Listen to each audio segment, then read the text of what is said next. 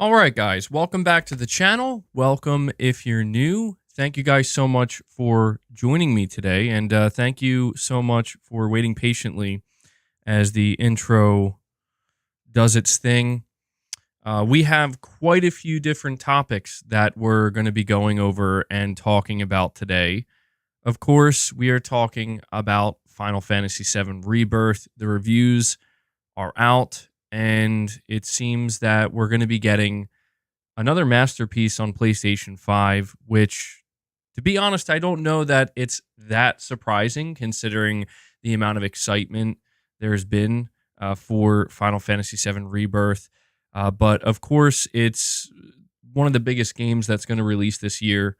And so it's right around the corner. We're going to go over those reviews, talk about what the reviewers are saying, and just have a discussion about the game in general. We're also talking about the news that came out yesterday that, yes, it turns out there... Oh, that's a little bit loud.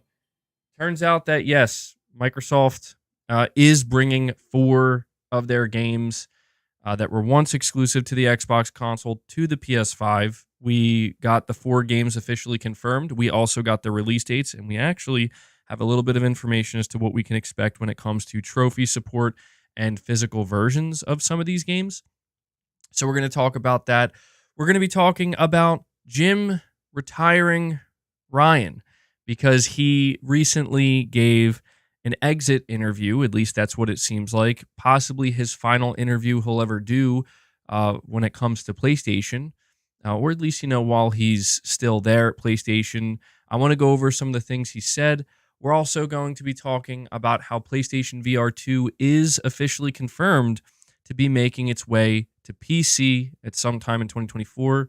And we're also going to be talking about Bloodborne because we have some official information, although maybe not the most exciting information, but official information nonetheless about Bloodborne. So before we dive into anything, I want to give a big shout out to Jake Skew27, starting us off strong today with a membership gift. Jake, thank you so much, my friend, for consistently giving out that membership gift at the beginning of each stream. Appreciate it. It really means a lot.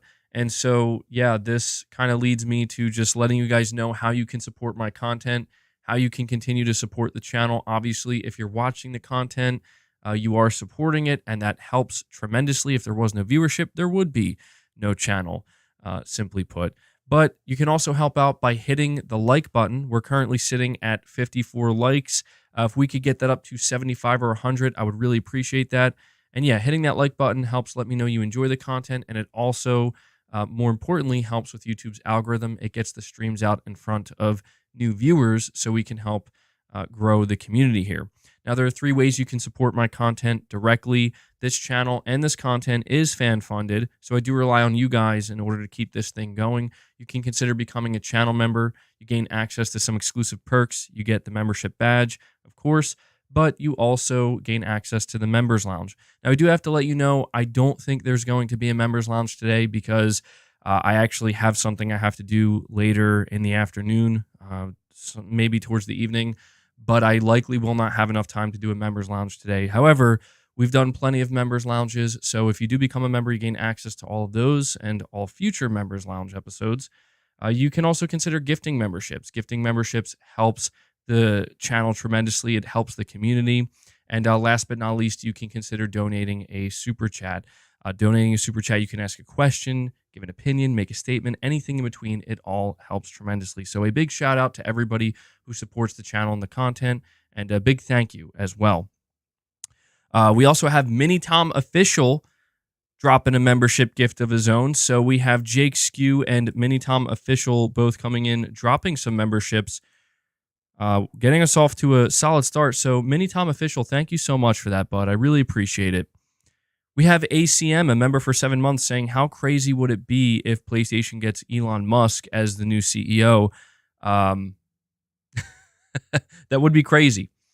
That would absolutely be crazy, but there's no chance that Elon Musk is going to become the CEO of PlayStation. In fact, I don't know that Elon Musk would ever even consider taking a position like that unless it was just for,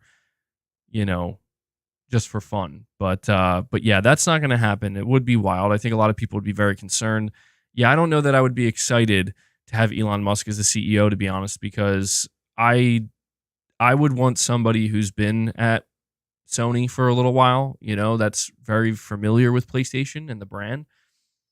That's me personally. I think a lot of people would also want that, but definitely something interesting to think about. We also have Zombie Dragon coming in, dropping a membership gift. Zombie Dragon, thank you so much for keeping this membership train going here. Good stuff, man. Appreciate you guys showing such solid support. I'm going to add that to the counter, so we're already at 3 members, which is great to see. But we are going to dive into the first topic here, which is Xbox games releasing on PlayStation 5 as well as Nintendo Switch. Just to recap the situation here for those who are unaware, although I believe most of you are well aware, we started way back in November. It's weird to be saying that way back in November. It's crazy that we're almost in March now already. But we started in November with rumors beginning to circulate that Microsoft was considering going third party or bringing some of their games to competing platforms, to competing consoles. And there was a lot of pushback, a lot of people saying that that's never going to happen or don't believe the rumors. And those rumors kind of lingered and carried on into December, where we had at least one insider claiming that, yup, this is the plan for Microsoft. They are slowly but surely going to go third party.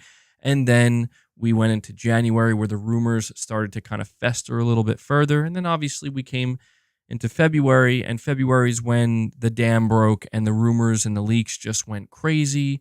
Microsoft came out, they addressed it officially, but now with all of that in the rearview mirror, we have the official blog post from the Xbox Wire that says new platforms, new players, 4 fan favorite games coming to Nintendo Switch and Sony platforms. At Xbox, we strive to create games that inspire, entertain, and connect players from around the world. As a publisher and platform, we are committed to meeting players where they are by bringing more games to more people and on more devices. And at the heart of all we do are our players and the vibrant communities that build around the games they love, or that they build around the games they love. Today, we are announcing that 4 fan-favorite Xbox games will be coming to Nintendo Switch and Sony platforms this spring. The studios that built these celebrated games have drawn on their multi-platform experience to open the worlds they created to even more players and communities. So the first game out of the gate is Pentiment from Obsidian Entertainment, a truly unique, critically acclaimed, and award-winning narrative adventure game with a striking visual style, I can't speak today, inspired by history itself, will be coming to PlayStation 4, PlayStation 5, and Nintendo Switch on February 22nd. So today, that's right, Pentiment is out today on PS5 and PS4. I actually want to bring this up really quick so I can give you guys information on the trophy support, at least for some of these games. Give me just a second. I thought I had it up, but I actually didn't. Where is it? I came across it from Steven Totillo. He was giving us more details. I can't find it now for some reason. I apologize, guys. So Pentiment will have trophy support. That I do know.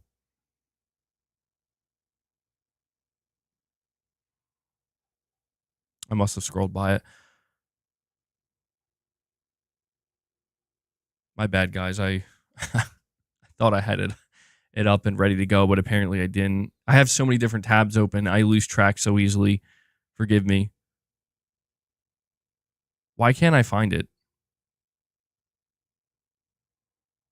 Well, that's what you need to know, basically, is that Pentiment is going to have trophy support, and Grounded is also going to have trophy support.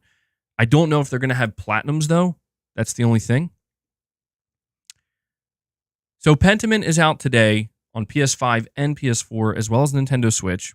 We have Silent Spartan with a $5 super chat. Thank you for that, my friend. You're saying here, can't wait for Final Fantasy VII Rebirth, but I think this game is going to shine on the Pro. So yes, talking about Final Fantasy VII Rebirth, for just a moment here. I did watch the Digital Foundry analysis of Final Fantasy VII Rebirth on PS5, and unfortunately, it seems like the performance mode is not ideal. It's good enough for, getting that 60 FPS, but visually speaking, it really does seem like it's not looking that good, right? Like, it looks a little bit blurry. When I saw that analysis, I was like, okay, there's a good chance I might end up playing this game at 30 FPS in the fidelity mode. And so you mentioned the PS5 Pro. I think you're right. I think a game like Final Fantasy VII Rebirth, seeing that the performance mode is maybe struggling a little bit, visually speaking, not with the actual frame rate, you consider that the rumors claim that the PS5 Pro is going to have like an AI upscaling method. That's a proprietary thing that Sony's been working on. I mean, yeah, that sounds like exactly the use case for it, right? So I wouldn't be surprised if by the end of this year, we're hearing reports that Final Fantasy VII Rebirth is going to get a PS5 Pro patch where if you play it on the Pro in the performance mode, you get the solid 60 FPS at what looks basically like a native 4K image. I think you're absolutely correct there. We have the Combo Clinic with a $5 super chat. Thank you, man. You're saying Grand Blue Fantasy Relink, Helldivers 2, and FF7 Rebirth. While the other side are losing their minds, PlayStation fans are simply having fun playing games. Can't argue with that, man. Can't argue with that. You've obviously seen certain people all around this community losing their minds, right? All around the gaming community for different reasons. But it is very strange to see just the difference in, if we are making comparisons here. On the PlayStation side of things, Sony is just, whether it's their own games or partner games, right? Like IP they own or not, they're just releasing games, content back to back to back to back, just firing off. Where if you buy a PS5, you have stuff to play. Even if the games aren't for you, you can't argue that, man, there's a bunch of new games coming out for this console I bought. Whereas, on the Microsoft side of things, it's so weird that it's not that they don't have anything to play, because that's not even relevant to the conversation. What's mostly relevant is the fact that Microsoft is announcing their games coming to PS5 as well. It's wild. It's a wild situation where I would have never thought that this would have been the case, but here we are. Not only are we getting something like Final Fantasy VII Rebirth on PS5, Helldivers 2, of course, on PS5 and PC. You're saying Grand Blue Fantasy Relink, right? And we have Rise of the Ronin coming, Stellar Blade coming. But on top of all that, we're hearing, here's 4 Xbox games, by the way, that are coming as well. Like, what? Who would have thought, man? And we have Silent Spartan coming in, dropping a 10 bomb on you guys. Dropping 10 membership gifts out of nowhere, getting us up to 13 members on the day. Silent Spartan, my friend, thank you so much for that 10 bomb, bro. Thank you. That's amazing. Appreciate it. Really, really appreciate that support. Guys, I appreciate all the support and all the love you show the channel as well as this community. So, guys, let's get some W's in the chat for Silent Spartan. I could be wrong, but I feel like that's the first time I'm seeing him drop a 10 bomb for us. Good stuff, bro. Good stuff. Let me add that to the counter. See if we can hit our goal of 25 today. Let's see how far we can go today with membership gifts, okay? Let's see here. PlayStation Pete with a $5 super chat saying FF7 Rebirth 93. Bought the deluxe. What if the PS5 Pro is meant for 8K TVs? So actually, according to Moore's Law is Dead, he recently reported that apparently the PS5 Pro is in fact targeting 4K, like native 4K at 60 FPS, or at least with the upscaling technique, what will look like 4K at 60 FPS. And as I'm saying that, we have Silent Spartan again. Again, look at this. Silent Spartan coming out strong with 2 10 bombs, making it a 20 bomb. He drops a 20 bomb on us. Guys, I need more W's flowing in the chat for our friend here, Silent Spartan, who's coming in, dropping some gifts today. He just brought us up to 23 members, so we are just 2 away, unbelievably, 2 away from just crushing a goal out of the gate. Silent Spartan, I really appreciate that, bud. That's awesome to see. I'm going to add that to the counter. Good stuff, my friend. Good stuff. PlayStation Pete. So, yeah, just to be clear, I saw somebody in the chat saying it won't be native. True. Yeah, you're not going to see a native 4K resolution on the PS5 Pro because it's too resource hungry. It's just, it demands too much. But again, that's where the AI upscaling comes in. And the important thing to note here is that according to Moore's Law is Dead, he has heard that the marketing, one of the main marketing beats for the PS5 Pro is going to be, I don't know if they're going to say native 4K, but they're going to, they're going to emphasize it's 4K, like true 4K or whatever you want to call it. And that's good because the rumor was that it was going to be like 8K resolution performance mode, which would be ridiculous in my opinion. So I don't think it's targeting 8K. Most people don't even have 8K screens. In fact, I would say like 99% of people don't. So it wouldn't make any sense. And we have Jason Loofbarrow coming in, dropping a 5 bomb of his own. He does it. He gets us over the 25 marks. Jason, thank you so much, man. That's awesome. I got to give you guys another one of these for crushing 28 members. Crushing the goal. Already at 28 members. I'm going to update this. Let's get some W's in the chat for Jason. These guys showing incredible support to this community. Again, just a reminder, if you're somebody who just received a membership gift, I'm sure most of you know, but if you happen to be new and you got that membership gift, you now have access to the Members Lounge. The Members Lounge is exclusive to all members, where it's basically an extension of the streams where we have very different conversations. You never really know what's going to happen in the Members Lounge. So you have access to that. Go check it out. We had a pretty good, more personal conversation. Not too personal, but a little bit more personal in the last Members Lounge. So go check that out. Let me update this so you guys can see where we are here. Look at that. 28 members on the day. You guys are killing it already. So PlayStation Pete, thank you so much for the super chat. We also have Walroar. Hopefully I said that correctly. Member for 6 months. He says, hope to see you guys in the Sea of Thieves. Please say it in a pirate voice. In a Sea of Thieves. Dude, I can't even try. Now, if you ask me, if you do a request, I'm going to choke. All right? I'm not going to be able to do it. It's going to be ultimate cringe. But just imagine I'm saying it in a pirate voice. Y'all should try it out, he says. So I did put a poll here. You guys can vote.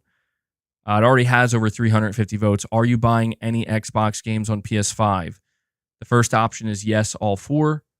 Second option is yes, just 1 or 2. And the third option is no, I don't plan on buying any. So vote on that poll, and we'll check that towards the end of the stream. But I was seeing that it's kind of a big deal. We're going to talk about Sea of Thieves in just a moment. It's kind of a big deal that Sea of Thieves is coming to PlayStation. And I'll tell you why in just a moment. So I appreciate that milestone chat, buddy. We also have Michael Lynch here with a $5 chat saying, Phil is so full of it. Translation. We failed so bad that putting our games on other platforms is the only way we can make money anymore.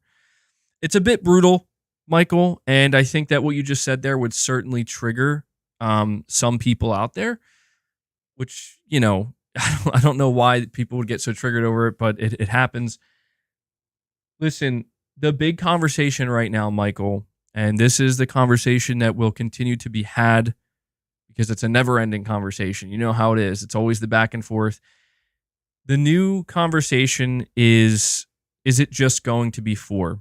And I've already been seeing people pointing out that actually, technically, it's already more than just 4 games. And the reason why people are putting so much focus on just 4 games is because that's what Phil Spencer chose to focus on. And he really emphasized the fact that it's just 4 games. We're just testing the waters. We're just testing it out.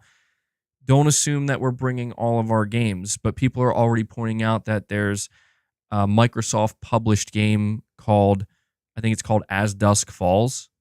Somebody correct me if I'm misnaming the game here, but they're pointing out that that's a Microsoft published game that's about to release very soon. And that was once a Xbox console exclusive. So people are pointing to that and saying, well, that seems to already make it 5. But I think maybe it's more of a technicality where I don't think that game was made by Xbox Game Studios. So because of that, it's like, okay, well, technically it's 4. There were also some rare games that were announced for Nintendo Switch. People are looking at those games and tallying it up to about 7 games. Rare is first party for Microsoft, but people are saying that no, those games were already on Nintendo systems in the past. So again, seems like there's some technicality here, but Michael, I get what you're saying. More people need to just realize, and honestly, this could eventually be the truth for Sony as well. We have to wait and see. People need to just realize that at the end of the day, the only reason this is happening and why, the kind of back and forth on the internet doesn't matter to these executives or to these companies is they just want to make more sales and they want to make more money. Now, you're saying here that Phil Spencer is basically trying to cover up the fact that they failed so bad that they're putting their games on their platforms. I'll be honest with you, man. My viewpoint here is I don't see Xbox being that big of a success, not as big as some people make it sound. I think that Xbox has struggled tremendously for the past 10 years. And I think that even though they have the backing of Microsoft with spending nearly $100 billion to acquire all the stuff in the gaming industry, yes, that will obviously strengthen the brand. That will bring more attention to the brand. But I do still think that at the heart of it, there are some fundamental issues that the leadership team at Microsoft hasn't fully figured out. And in some cases, maybe still hasn't figured out at all. And for some reason, some people just don't see that. And that's fine. Everybody has their own viewpoint and their own opinion. But Michael, I do understand what you're saying. I think that Microsoft still has something to prove. And I'm not saying they have to prove it to me. I'm just saying there is a reason why these games are coming to PlayStation and to Switch. And it is because they need video game sales. That's all it boils down to. They're experimenting to see, can we get more money off of these games through sales, because we're clearly not making enough where we are. We are kind of seeing something similar happen with Sony, at least in a different way, where we can't say that Sony isn't making enough money on games like Spider-Man 2 or God of War Ragnarok. But you think about a game like Helldivers 2 and the fact that, well, I can assure you that game made way more money than it otherwise would have because it released on PC. So there's a lot of things changing in the industry. There's a lot of uncertainty, and I think that people at this point in time, whether you're a PlayStation fan, whether you're an Xbox fan, whether you're on PC, whether you're a Switch fan, doesn't really matter. Even if you're somebody who has everything, right? You should not plant your flag and dig in and say, this is how it's going to be, because I promise you it's very likely going to change at some point in the not too distant future.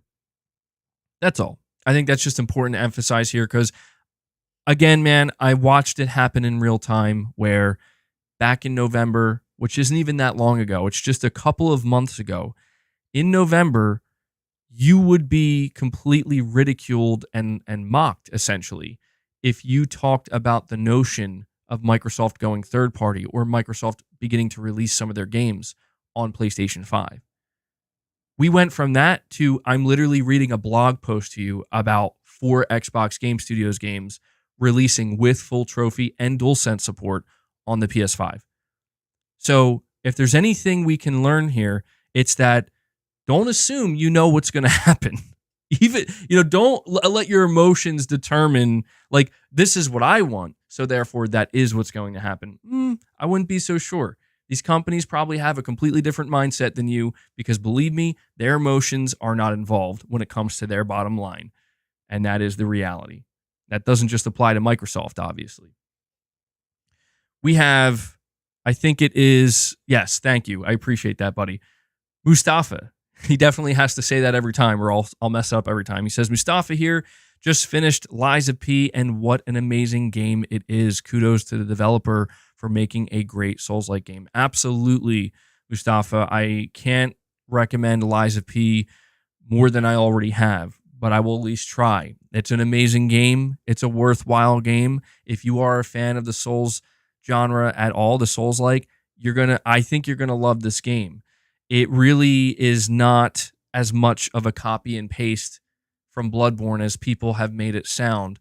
it does take a lot of inspiration, of course, and in some ways it does feel like it was a game made by From Software, but it also has a couple of unique things in there that I was pleasantly surprised by. So if you have the chance to play Lies of P, give it a shot. I don't think you'll be disappointed. It's quite challenging too, and that's a game I platinumed, by the way, and I think it's one of, I don't know if it's my most proud platinum trophy, but definitely one that's up there for me. Man, I gotta get a humidifier. The air is so dry. It's like drying out my mouth and my throat here. We have Waleed is now a game cat, specifically a white tiger, saying 4 new VR games, PC support, good day, and I think you're saying plus VR future. Yeah, we're going to talk about that a little bit later on in the stream. There is one PSVR 2 game that was just announced that I got to tell you caught my attention, where I'm like, okay, I haven't played VR 2 in a little while. The last time I played it was for Resident Evil 4 Remake. I didn't get to beat it, but I really was enjoying my time with it. Just, again, kind of got pulled away due to other games coming out. But there was one game that was announced for PSVR 2 today that I'm like, okay, I think I'm going to have to get that game and I'm going to play this. I'll talk about that soon. Definitely good news for VR 2. Josh Z with a $5 super chat saying graphics mode is absolutely the way to play Rebirth if you have a 4K TV like me. You can play performance mode without much of a drop if you have 1080p. Yeah, I mean, that's the thing, man. When I played the demo for Final Fantasy VII Rebirth, I had to play it at the 30 FPS fidelity mode because I was like, you know what? The performance mode, while I greatly appreciate the 60 FPS and the smoothness and how much it does enhance the image and how my eyeballs perceive it, right? How my brain perceives it. I couldn't help the fact that, like, man, it just looks too blurry to me. So I switched it to 30 FPS. I gave my eyes like an hour or so to adjust to it. And then once I adjusted to it, I'm like, this is perfectly fine for me. Obviously, I would greatly prefer 60 FPS, but you know what? I'm cool with this. I can still enjoy the game and get that, you know, see it in a visual, see it achieve the visual quality that I feel like the game kind of deserves. You know what I mean? That's how I view it. So, Josh, I agree with you. But yeah, if you don't have a 4K TV, although I don't know how many people don't have 4K TVs these days, this is probably like a non-issue for you. So Josh, I do appreciate that, bud. We also have Chris B with a $10 super chat saying it's wild out there, MBG. Some of Microsoft's Switch releases will not be coming to Game Pass or Xbox. Microsoft is giving more to other platforms. I'd be a little confused as an Xbox/Game Pass customer. Well, I definitely believe you, Chris, when you say it's wild out there.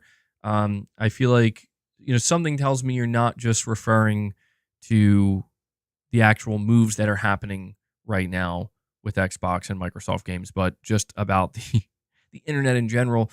My question to you, Chris, or to anybody else is, what games exactly are you referring to here?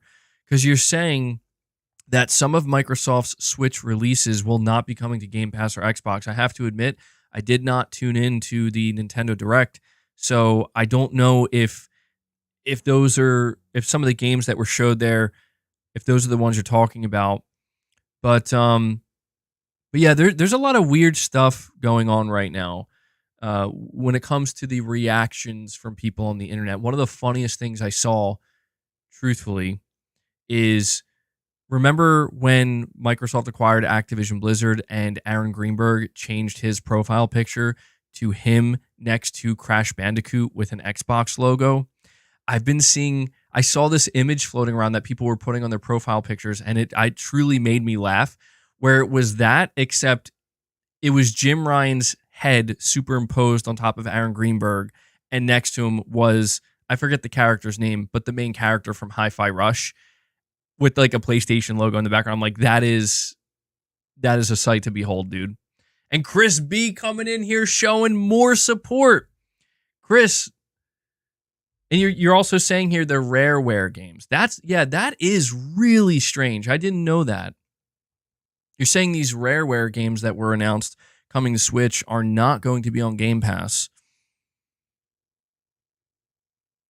or Xbox. That's bizarre. There has to be more to that, right? Like surely there is. Surely they're going to announce that they're going to come to Xbox. That is next level strange to me, if that's the case. But not totally unheard of. I remember in the past, like Microsoft would drop games on PC, but not Xbox, which is so weird. That's so weird to me.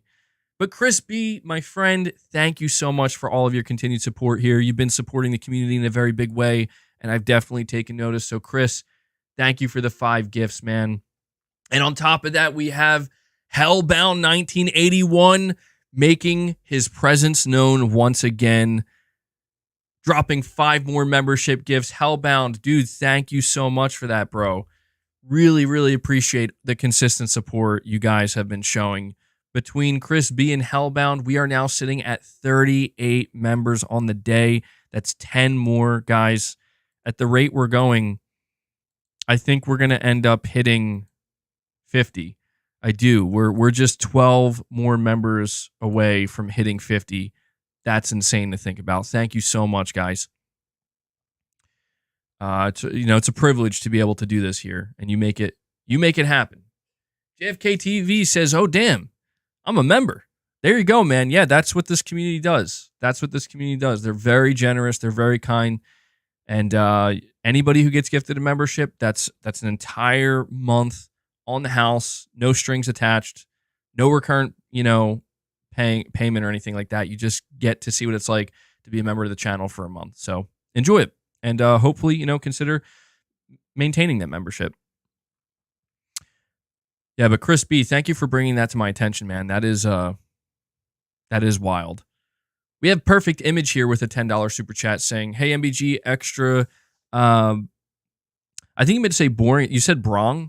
Extra boring NFS and Assassin's Creed Valhalla, which is great, but I don't know if you or anyone noticed that Sony takes out games that are not Ubisoft or first party, or is it just me? What do you think about it? So I think you're referring to the PlayStation Plus extra games.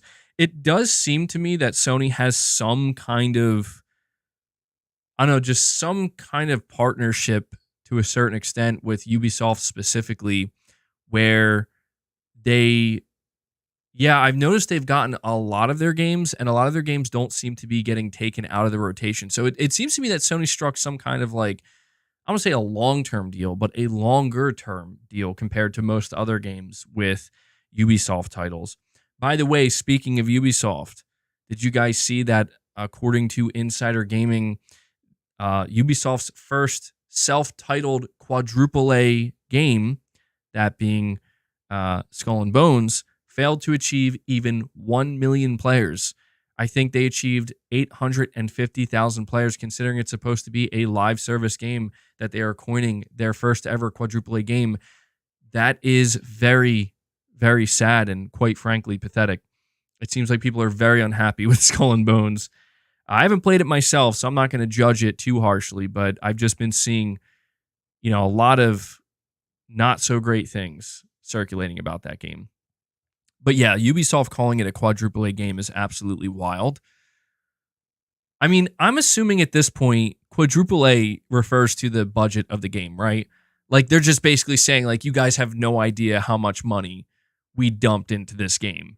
It is literally a quadruple A game, not in terms of quality, just in terms of how much money we had to dump into this game.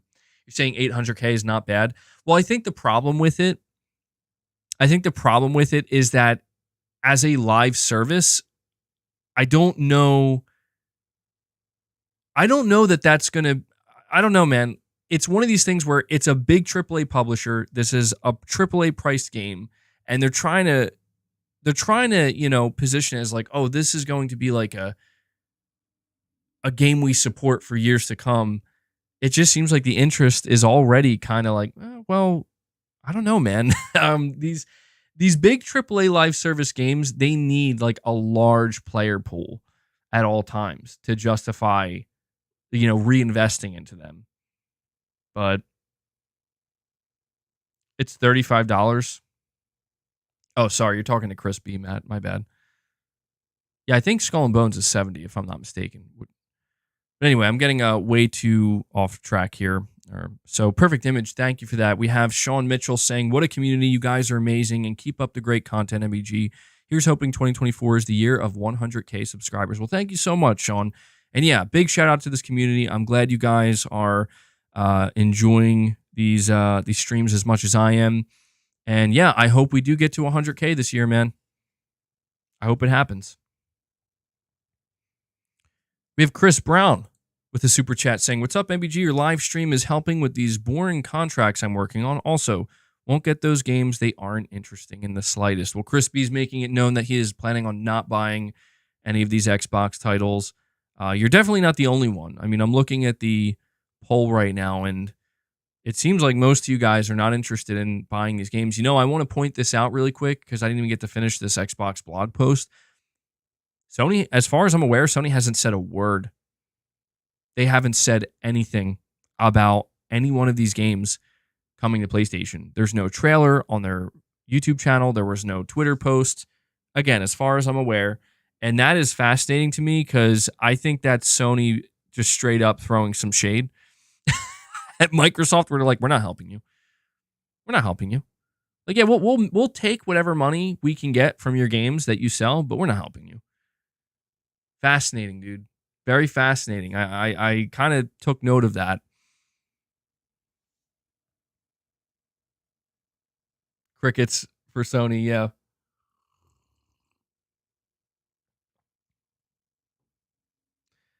Like, I think the interesting thing about this, if we don't see Sony say anything about these games, I mean, no trailers, no posts, no nothing, that tells me that, yeah, they still view Microsoft as like, we're not friends. We're not buddies. We're not helping you.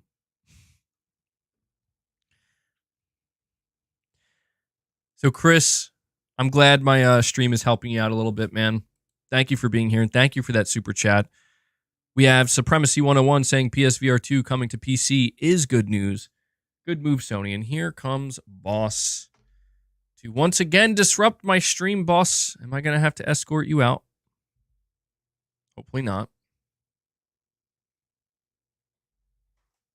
Let me. Here's what I'm going to do to try to mitigate this problem. I'm going to put my monitor as high as it can go. So that way, if Boss walks in front of me, I can still read what you guys are saying. By the way, if we hit...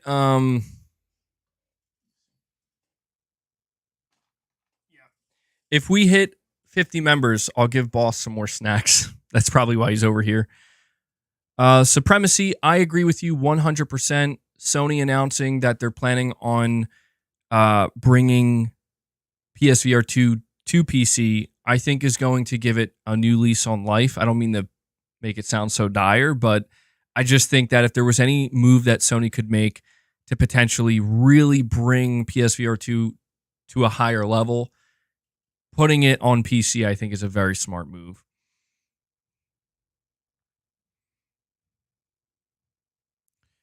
We have Supremacy 101 again saying, MBG, how would you feel if PSVR 2 came to Xbox? I mean, I wouldn't care that much at all, truthfully, because it's like, well, I mean, I guess the only question I would have is how would that work with the games? You know what I mean? Boss, dude, you cannot chew my mic. Why can't I get him to stop chewing my mic? Boss, I love you, man. I love you. And I like having you on my streams, but you can't chew my microphone. Maybe if I back up here. Stay away from me, boss.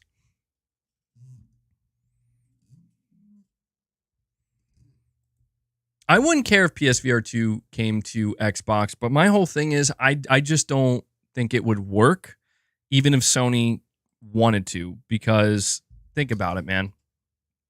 Think about it. You can bring PSVR 2, the hardware, to Xbox Series X, potentially.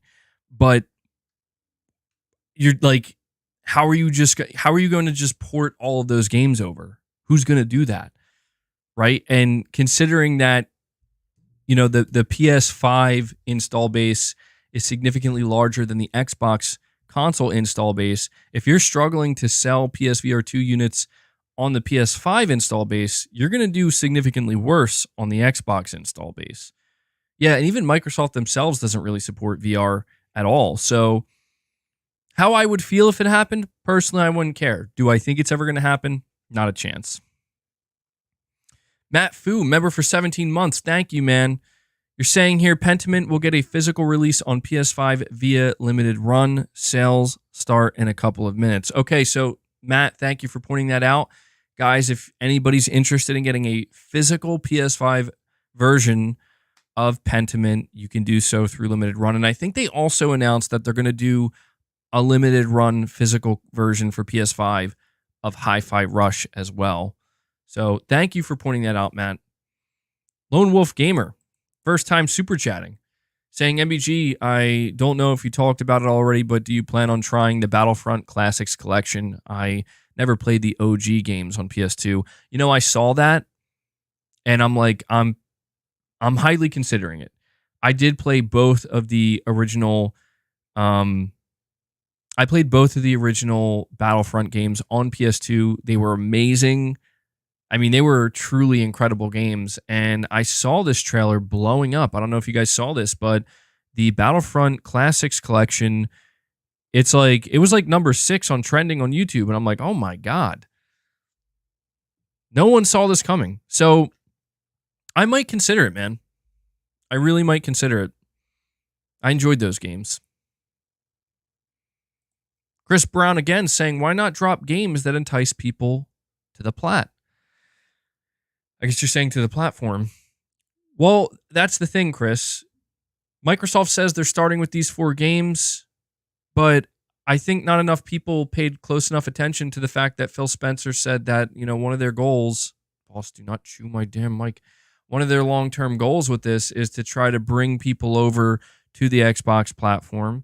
And, I think a game like Hi-Fi Rush and a game like Sea of Thieves, like maybe these games have a decent chance of doing that. But I think really this is why people's minds shift towards Gears of War, Halo, possibly like Forza, or, something like Starfield. I think this is, this is where people are still very skeptical about what Phil Spencer said. And that's wise to be skeptical. It would be unwise to just sit here and assume that, well, Phil said it was just 4 games. Phil also said that this is an experiment. And basically what it boils down to is if these games sell well, right? If these games sell well and we make, I assume decent money off of them, then we'll do more.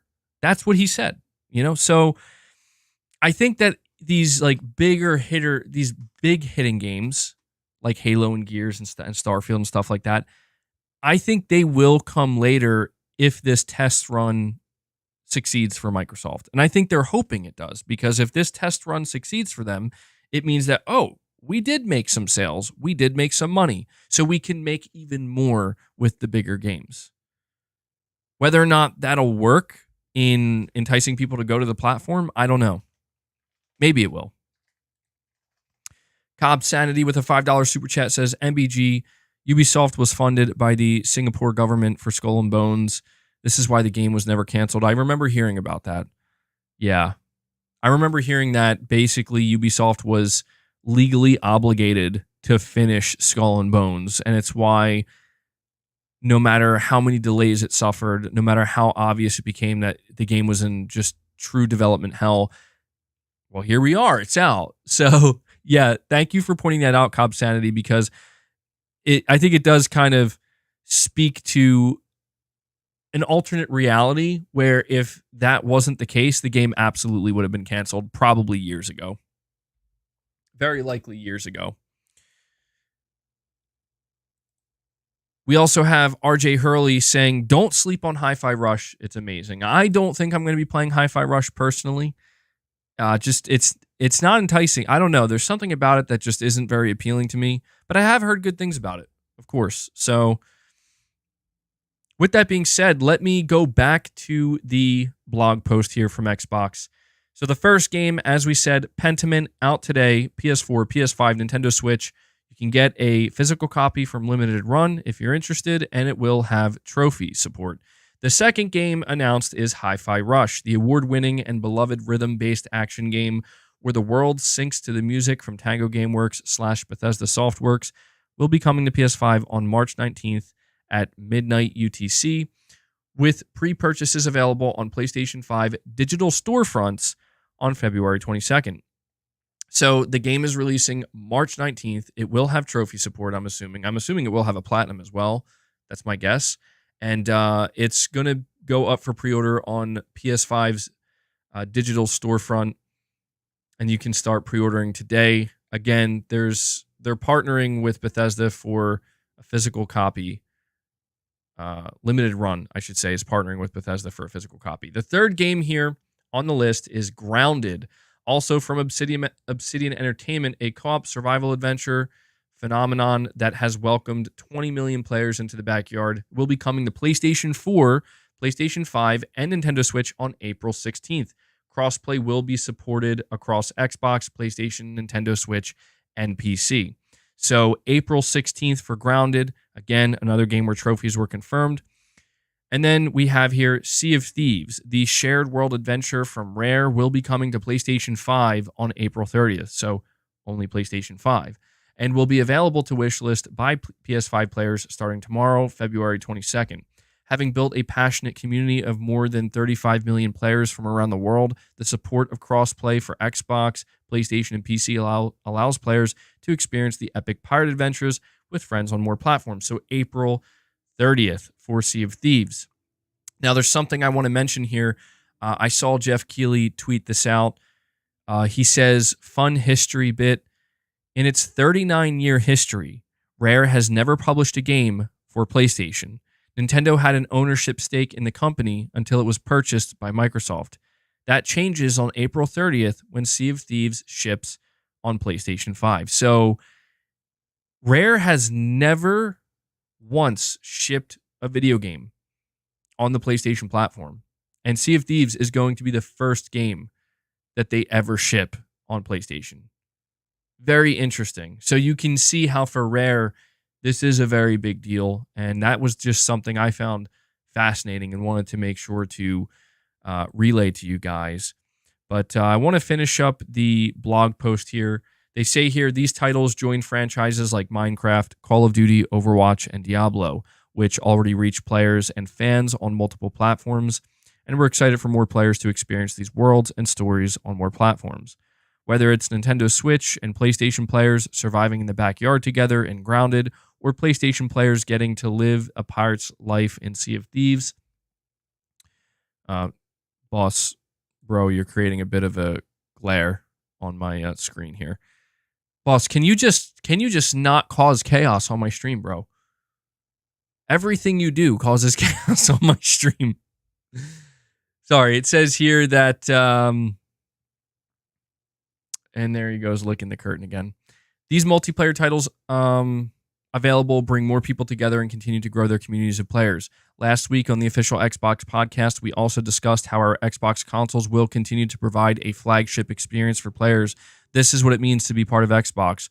And they have bullet points listed here. The biggest games in the world will be on Xbox. Our first-party games will come to Gamepass day one. A robust and innovative multi-year hardware roadmap.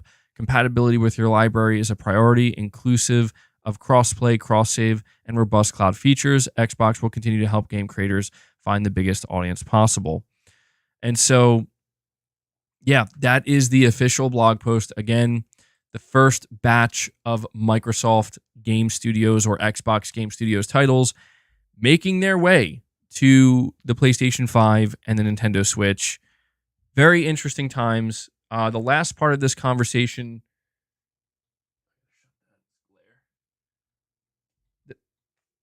I don't have anything for you, bro. Guys, listen, can somebody please drop like a 10 bomb or a 20 bomb, or can you guys work together to get us up to the 50 mark so I can give boss his treats? Because man, he's he's like, yo, I know you got those snacks, and I ain't gonna leave you alone until I get them. Mini Tom Official says, nope.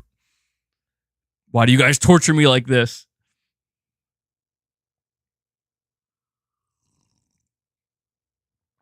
But yeah, Devil Shooter, you're saying first batch. Yes. Yes, I'm saying first batch because I have a difficult time believing that Microsoft. Here's what I want to point out. There's really only one thing I want to point out here. Well, actually, before I do that, I see some of you guys are actually listening to me. Thank you. Thank you. Silent Spartan comes in, drops 5 more gifts for you guys. Jake Skew27 drops another gift for you guys. That's 6 more. 44 members. We're 6 away. We're 6 away. Hellbound 1980. Dude, I knew Hellbound was going to do it. Hellbound's like, yo, I want to see Boss get those snacks, bro. I need to see Boss get those snacks. So Hellbound drops 5 more. You guys are killing it, dude. I'm trying to see if did that cross the... We are at 49.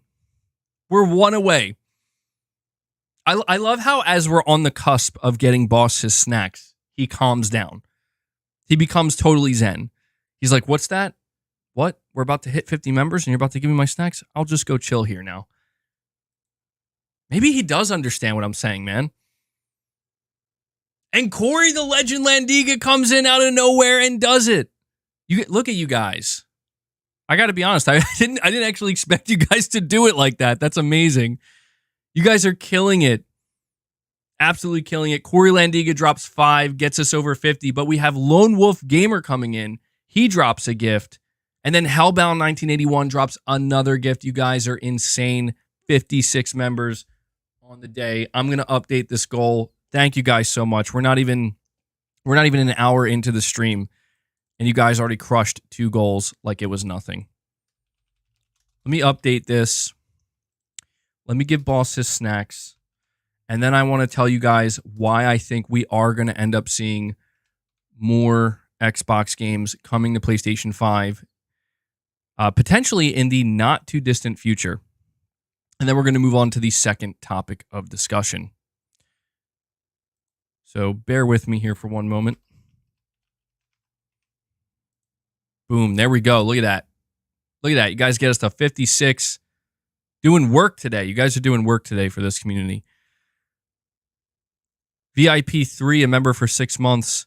He says, MBG, do you think Concord will also be successful? I just recently watched the trailer again, and it seems like it's going to be really unique. 80s vibe.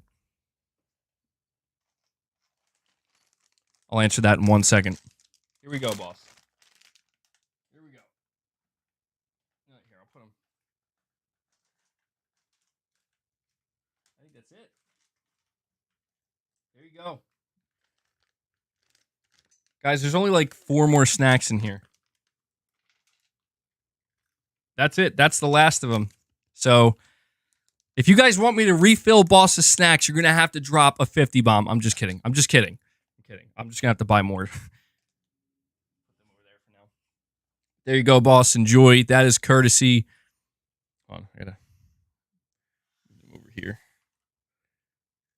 That's courtesy of this community. They love you, Boss. They want to make sure you get your snacks. He gets like aggressive when I pull out the snacks. They're over here, dude. He's like, where? Where are they? All right. So just to answer the question, VIP3, do I think Concord will also be successful? I think there's a very good chance that Concord could be successful, because if there's one thing that Helldivers 2 has taught me, is that you just can't predict these things. There's every chance that it won't be. You know? There's every chance that it won't be. But I think it depends on if the... So I want to say this really quick. One of the things that Helldivers 2 succeeded at, it's just like in such a huge way that I don't think anybody really thought much of it before the game launched. They have succeeded at creating a trying to think of the best way to describe. I mean, it's not just about the community, but it's about the kind of the meta. I keep forgetting to use the proper word. The word I'm looking for is meta. They have successfully created a meta that has taken over the internet, where I don't know about you guys, but all I'm seeing are memes, just shorts, everything popping up about Helldivers 2, and it's funny as hell. Like, I'm seeing some of the funniest shit I've ever seen from people making Helldivers 2 memes. It's amazing. And I think this is one of the reasons why people we know why people love the game, but why the game is finding such tremendous success. It's because the game has established a very strong meta. Very strong meta. Crispy, you're saying you got to head out, got to go to work. Well, I appreciate you stopping by, man, and thank you again for all the support you've been showing the channel and the community. Sweet Liberty. Sweet Liberty. My arm. Yeah, dude, absolutely. That's what I mean. Like, they have to, when Arrowhead gets everything sorted out, they have to absolutely lean into this because people love it. I've never seen a meta like this just kind of take over where, I don't know, man. It's taking over. And that's what, to be honest, this is why I think some other games are going to struggle to compete with Helldivers 2, because the thing that Helldivers 2 needed to do first and foremost was be a good video game. It just needed to be a good game that people enjoy playing, and it did that. But then the next thing is, okay, we need to go a step further and, again, create a meta that people can really get into and get behind, so that way it can really drive that feeling of community. And they knocked it out of the park. I don't even think they thought it was going to happen. Jake Skew, you're saying you're heading to work now too? All right, man. I appreciate it, bud. Jake, thank you for dropping the membership gifts. Appreciate it, guys. Thank you for tuning in for as long as you can. Hopefully you can come back and finish the rest of the stream later. Will Concord be able to do the same thing? I don't know. Like, I do not know if Concord is going to be able to achieve what Helldivers 2 achieved, but I don't think that means it'll fail. I think it just means that, frankly, most, if not all, of Sony's live service games are not going to reach the same heights that Helldivers 2 has. And that's okay, because most games never see that type of success. So when it comes to Concord, man, your guess is as good as mine. I'm rooting for it, though. I'm rooting for it. Josh, you're saying here, pat yourself on the back, MBG and company. You win. I win. We all won the console war. And what's that you say? Another PS5 banger coming out next week? You don't say. Well, there you go. Josh has made a declaration. We have won the console war. It's over.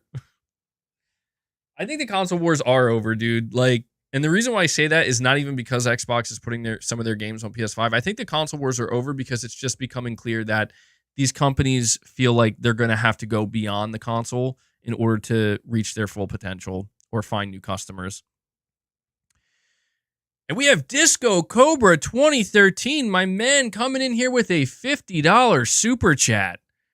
Disco Cobra, good stuff. Yeah, boss is over there cleaning up the crumbs. Thank you so much for all the super chats, Disco Cobra. You've been doing a really good job showing support here, and I really do appreciate it. Boss, please don't knock my light over.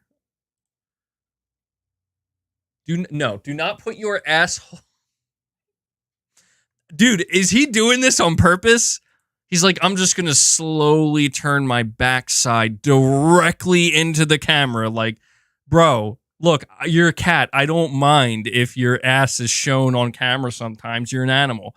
But I'm not going to tolerate him just straight up putting it right dead center. You are chaos.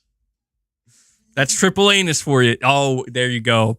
There you go. Triple anus. Absolutely. Boss knows about that triple anus greatness. All right. Disco Cobra, dude, seriously, thank you so much for that $50 super chat. That is absolutely huge. I'm going to have to probably do some reps for you guys later on. You're saying here, so helped you grow your channel. I think you're saying, so what helped you grow your channel the most? Regular videos or streams? I'm starting to stream now on Twitch. Kick, and YouTube. Just wanted some tips. Should I stream popular games or just focus on clips, shorts, and regular videos? That's interesting, Disco Cobra. I didn't know you were doing your own thing there. Well, obviously, I wish you the best of luck, man. And it's a good question. I'll try to keep it relatively concise. When it comes to what has helped my channel grow the most, video content. Video content is what the algorithm prefers, and especially shorts, right? Like right now with the way YouTube is, YouTube wants you to make shorts, and YouTube will try to help you out sometimes with shorts by, you keep making shorts, maybe you'll get lucky, it'll just take off. And you'll likely get a lot of subscribers. The only problem with shorts is that if that's how you plan to build your audience, you have to be prepared that it might be very difficult if you find an audience using shorts to get them to tune into longer form regular content. I would suggest trying a mix of both regular videos and shorts. That is probably going to be your best bet in terms of just sheer growth. It's not that streams can't get you growth. Streams can get you growth. The difference between streams, videos, and shorts, though, is that streams, it's going to be slow growing for sure. Like, it's going to be difficult. But people you get to tune into your streams and stay on your streams and, continually watch your streams, those people are really there for you. Okay, boss, I'm trying to give this man some advice here. You think you could, come on. and there's something to be said for that. Like, these are not, the people who are going to tune into your streams are not necessarily going to be the same people that are interested in your shorts, that are interested in your videos, or they might have an interest in your videos, but they're mainly here for the streams. And people who are here for the videos are mainly there for the videos and not the streams. So the reality is, Disco Cobra, there's no clear-cut answer to this question. The best advice I would have, and this is a good question, should I stream popular games or just focus on clips? I would say first and foremost, do what feels natural. Do what comes naturally to you. Like, ask yourself first, what do I want to do? What would I prefer to do? And then lean into that. And then once you get comfortable with that, if it seems like it's not working, then allow yourself to kind of branch out, where it's like, okay, let's say you just want to stream games and you do that for a while. It's not really taking off, nothing. You're not really seeing any growth or movement. You can continue to do that. But then at that point, you can say, okay, maybe now I'll just try to start making some shorts and some clips, see if I can get something rolling there. I would definitely encourage whatever you start with, make sure it's something you want to pursue, something that is not going to feel like you're going against the grain, going against yourself, creating some kind of internal strife for no reason. Because I think people gravitate towards that. They gravitate towards the more natural stuff that people like to do because they can just kind of see that come out. So I don't know if that helps you or not, Disco Cobra, but hopefully it does. And yeah, if there's one thing I will also say before I move on here is, you're saying you're starting on Twitch, Kick, and YouTube. That's actually a pretty good idea. I don't even do that. I just kind of stuck with YouTube, but considering how intense the competition is these days, where it's like everybody is doing something now on one of these platforms, doing it across multiple platforms, I think is a good way to, boost your chances of finding some type of success. So Disco Cobra, my friend, thank you so much for that very generous super chat. And I really hope that anything I said is a little bit helpful, and I wish you the best of luck, man. So Disco Cobra, I'll also say, if you want to leave a link, bro, in the comment section after the stream's done, just to your stuff, some of the community members here, maybe we can go check it out. Feel free to do so. We have Virtual Man with a $10 super chat, and he says, Helldivers 2 proves the best way to have a successful live service is to go in more with the gameplay and less on the monetization. I only hope both Fair Games and Concord take notes on this. Yes, absolutely. It's wild that with the release of Helldivers 2, I remember, and I know you guys know this, the first couple of days that Helldivers 2 is out, there were some reports.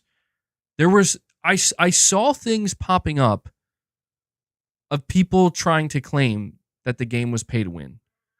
I saw specifically on the internet people who clearly don't like Sony, who don't like PlayStation. And it's fairly obvious, but they try to play this fake game of like, oh no, we're not biased, right? Like we don't have anything against Sony. Like, yes, you do. They're out here being like, yeah, it's definitely a live service game. Let me tell you, the monetization, I think it might be pay to win. It's like you haven't played, you don't know what you're talking about. Like you haven't played this game. Like you just didn't play this game. This game is the literal opposite of pay to win. In fact, I've seen people who've actually spent time playing the game and figuring it out and not just jumping to some kind of conclusion that will fit some kind of fear-mongering narrative. They're making videos saying, yo, this is actually incredible. Like the game is monetized, but it's monetized so minimally and so fairly that it's like people are even acting like, yo, I'd be happy to give them some more money to support what they're doing here. Right? Like they're not even asking for my money. I'll give you more of my money because I want to support you guys. And that is, and you know, the CEO of Arrowhead also said he believes that every studio and every game has to earn the right to monetize. And I think they've definitely earned that. So yeah, it's also a PvE game. You know what I mean? So it's like, you know, the whole idea of pay to win, they make it sound like it's such a competitive environment. But I don't know, man. I think it's just kind of strange that you kind of saw that there was this fake narrative. You see what I'm telling you guys? It's a prime example of I know I'm not crazy. Some people think I'm crazy, but I know I'm not. And I know you guys know I'm not. When I talk about these literal fake made up narratives, things that are not real, and they just start to proliferate because it becomes the cool thing, right? Like it just takes hold. It snowballs. And I'm glad that this is one of those fake narratives that was shut down immediately. Because you know what? I'll tell you this. Once all these people on the internet, all these haters, all these people who everything they do is some kind of slight against Sony or whatever, I bet you once they saw, oh shit, this game is blowing up. Like this game is taking over. They got real quiet. They got really quiet because they knew, well, you can't run with this. It's too unpopular now. Turns out the cool thing is not to hate on Helldivers 2. The cool thing is actually to play the game and enjoy it and give the credit where it's due. And you love to see it because we need to see more of that. So the Helldivers community, in a way, has completely shut down any of the potential toxicity that was thrown its way. And I love to see that. And actually, there's something else. I know I'm a little bit all over the place with this stream. You guys will have to forgive me for that, but there's something else I have to make you guys aware of. If I told you that there was a review for Helldivers 2 that is actually counted on Metacritic, so it counts towards the Metacritic score, which keep in mind, some developers' bonuses sometimes are determined by Metacritic scores and how well games review. What if I told you that Helldivers 2 was given a 35, a 3.5 out of 10? Yeah, I'm going to talk about that in just a moment. I got to just let Leia out.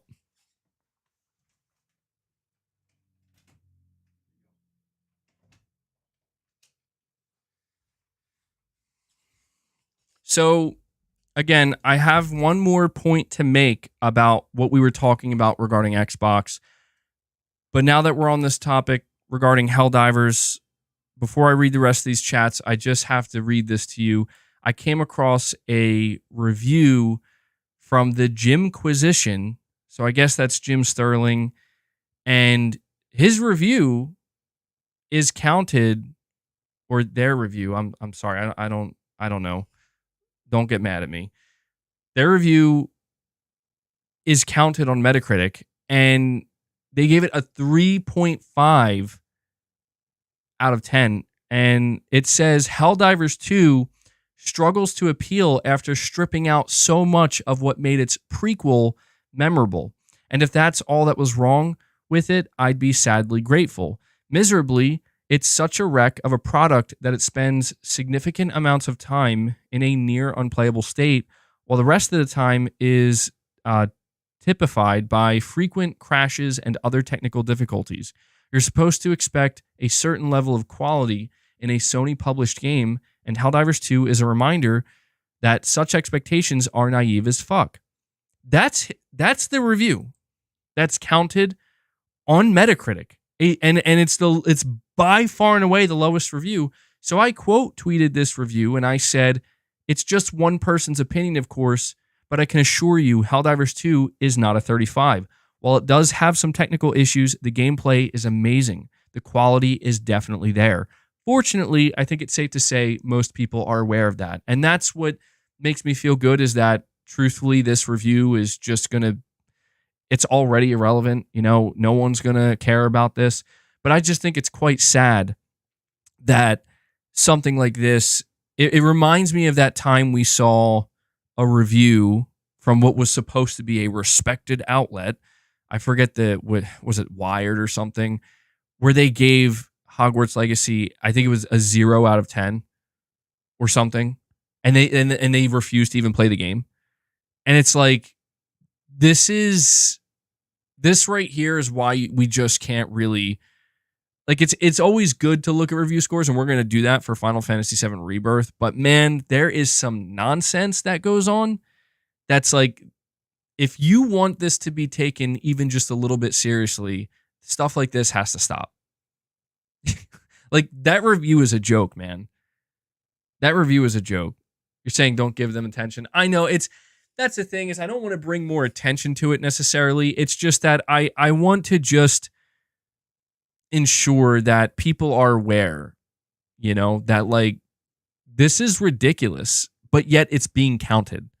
That's the only thing that bothers me. If this was just some random review that wasn't counted towards a Metacritic score that actually affects the bonuses that developers who make these games look forward to potentially, I wouldn't care. But the fact that it does count towards it is like, this is a joke. Anyway, rant over there. Vincent with a very important question. He says, does Boss ever fart? Of course he does. Yes. Just like all living creatures, he definitely farts, but I never know when he does.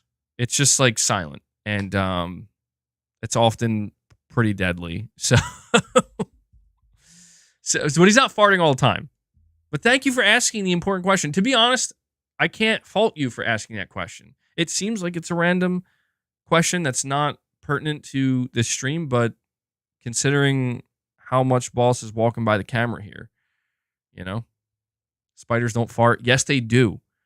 Spiders do fart, bro. What are you talking about?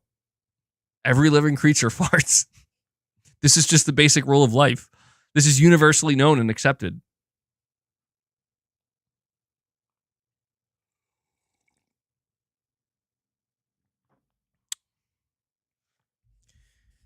And we got wait, hold on. Exley Get Some Trismegistus coming in, dropping another 5-bomb on you guys. Keeping the membership train rolling along today. Thank you, Exley. Once again, another legend coming in. You never know when they're going to show up. You never know. They're lurking. Like, boom, now I'm going to drop the bomb. I'm going to drop the Precision Orbital membership strike. God, I'm taking this thing too far. But Exley, thank you so much, man. Exley gets us past the 60 mark. Gets us up to 61 members on the day. Really, really, really appreciate the support you guys are showing. Really do. We have Zombie Dragon saying, this is why we love Boss. He's always just doing something weird and the chaos. Yes. That's why I didn't escort him out of the room today. I know you guys like Boss, and for some reason I totally forgot that I can lift my monitor up. Like, I just forgot that the stand I have actually lets me raise it by like a foot. So I have found a way to effectively make it so that Boss can stay in here, even when he's annoying the hell out of me. But I know you guys love it. I do it for you guys. But you do it for Boss. So we have Wes with a $2. It looks like it's a super chat, but it looks like it's just a donation here. So thank you for that, Wes. We have Boycott Activity saying, please ignore this MBG. They only do it for attention. I know. You'll have to forgive me. I try my best. I'm not perfect, I wish I could be totally just ironclad and not ever give any of this stuff any attention. But when I saw that, you know what? Honestly, I didn't go looking for it either. I came across it on my feed. Somebody else was sharing it out. And I blame that person for sharing it. So it's kind of doing what I guess the intent is there. But to be honest, I think stuff like this kind of damages the reputation more though. You know, like when you take a game like Helldivers 2 that so many people are thoroughly enjoying, it's making so many people happy. Like, let me tell you something. I want to tell you this in all seriousness. The greatest strength of Helldivers 2 is how happy and nice the community is. Like, don't get me wrong, there's a meta there where everybody's like kind of making jokes like for democracy, but in all seriousness, like this game has allowed people to just kind of, I don't know, get along in such an awesome way. I feel like you just don't see it enough these days. As you guys are having arguments in my chat about whether mice fart or not. Okay. I see where we're going now. So we have Domingo 813, longtime member, 45 months. 45 months. So actually, I just want to let all of my members know that if you are somebody who has the 2-year membership badge, because right now I think there's a total of 6 badges you can get. Okay. And Domingo, you have the highest badge. A lot of you guys do for being members for 2 years. I'm going to be bringing in new membership badges at some point, hopefully in the not too distant future. And we're going to have a total of 8. So we're going to have a 3-year badge and a 4-year badge. Now, YouTube only allows it to go up to a total of 4 years. But I just thought I should let you guys know that because, because for those of you who've unlocked the 2 years, you have another 2 more years to look forward to. And dude, I am laughing at the new membership badges. I can't wait to reveal them to you guys because it is such a perfect combination of what this channel is. That I hope you guys like them. I thought they turned out pretty well. So, but just a little tease with some updates coming in the future. But Domingo, you're saying we need the Soulja Boy console to step it up and give some competition to Sony. Only Soulja Boy can help us all. Yeah, man. So the Soulja Boy console is going to be the only thing. It's the only thing left. Switch 2 got delayed apparently to 2025. The next Xbox console is probably not going to compete that much with Sony. We need the Soulja Boy console. Domingo knows. The Game Cat Andrew Ehrenreich. I think I got it correct that time. I almost said Einrich again for some reason, but Ehrenreich. I think I said it right this time. Bugs don't fart. They lack democracy. See, this is what I mean. You know what? I'll accept that answer. You're right. They lack democracy. And we got, speaking of democracy, actually get some Trismegistus is getting some more. He's dropping 5 more membership gifts. He's doing it. He's dropping the gifts. He's dropping these bombs. Actually, dude. Thank you. Thank you so much, man. I got to give you guys a Mark Cerny to rely on teraflops for that as an one. Absolute indicator of performance. Actually brings us up to 66. 66 members. You guys are killing it today. We're less than 10 members away. We're 9 away. We're just 9 away from crushing a 3rd goal less than an hour and a half into the stream. That's mind-blowing. And as I say that, Corey the legend, he comes in, he drops the 10 bomb. Corey does it. He's like, we're doing it. We're going right past the 75. Incredible. Corey. Holy shit. 76 members, bro. Black Speed 2X says, I can't send a super chat. I don't know why that is, man. That's I don't know. I think there are some regions or territories that still can't super chat. So either way, I appreciate it, man. Appreciate the thought and that you try. Corey does it. Corey gets us past the 3rd goal today. We're now sitting at 76 members. Thank you for all the support, guys. You know how much it means to me. Let me update this so you guys can see exactly where we are. And we're going to continue this conversation. Angry Whale Watcher says Nintendo Direct was solid, and even more so if you dig into what's also coming to PS5. Nintendo shadow dropping Penny's big breakaway everywhere. Yeah, to be honest, man, I'm totally in the dark when it comes to the Nintendo Direct that just happened, but it does seem like people were pretty happy with it. There seems to be some weird stuff going on with Nintendo right now where, like, apparently the reveal of the Switch 2, I think, is still on track for March, and there's like all these rumors and all these insiders talking about it, but there's also a ton of reporting going on that it seems as though internally anyway, the Switch 2 launch was delayed out of 2024 and into potentially early 2025. So very interesting, man. Very interesting. If Nintendo does reveal the Switch 2 in March, like next month, and they're aiming for like a February or March or April launch of 2025, that's going to be a whole year for them to kind of build up to that console launch. So very interesting stuff here, guys.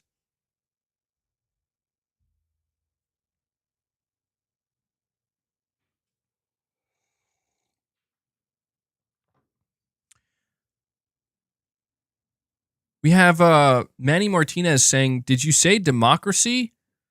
Us America." There you go, bro. Thank you, Manny. Thank you for the $2 super chat. All right, listen, I got to get back on track here. I do apologize. I've been allowing myself to get way too derailed. But listen, yes, really quick. Actually, you're saying, did you see they finally dropped a new Little Devil Inside trailer? It looks good. Still no release date or window. I saw that, yeah, and I felt really happy because I'm like, man, so many people have been asking, where is Little Devil Inside? Is this game vaporware? Was this game canceled? Is it ever coming out? It is quite unfortunate that there's still no release date or even a window, but I think I also read somewhere that apparently they're searching for a new publisher. So I think there may be some issues going on behind the scenes with this game. I think it's kind of obvious that they're having some problems. And the fact that they need a new publisher, yeah, I mean, so was Sony originally the publisher? Yeah, that's a little bit concerning for the game, I would say. I guess that makes sense. Yeah, I think Sony was originally the publisher. And if Sony dropped them, well, I mean, you have to imagine they had their reasons, right? Because people seem to be pretty excited about this game. And maybe there's just something going on development-wise behind the scenes that Sony's just like, you know what? You're saying they rebooted it, it seems. You know what? That would explain it. Yeah. If that is what, yeah, I don't know who was the publisher. Let me see.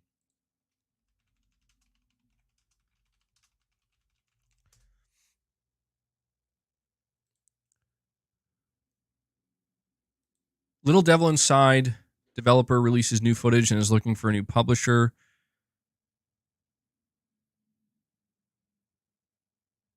In short, the game isn't canceled and certainly isn't going away. We have genuinely started discussions regarding publishing, and once this clears out, hopefully we'll be able to answer what everyone wants to know. Oh, this is a pretty right up. We have, yeah, okay, so I don't know. I don't know if Sony was publishing this game originally. Let me check the wiki real quick, at the Wikipedia. I don't think Sony was ever confirmed to have been publishing this game. Yeah, I don't know, guys. Well, I wish them the best, and I hope that they're able to see it through and get this game where people want it to be. NeoStream Interactive. Okay. There you go. Looks like you guys did a little bit of research. Okay, so apparently NeoStream Interactive was the original publisher. Maybe Sony will pick it up then. We'll see. I think it would definitely make Sony look good.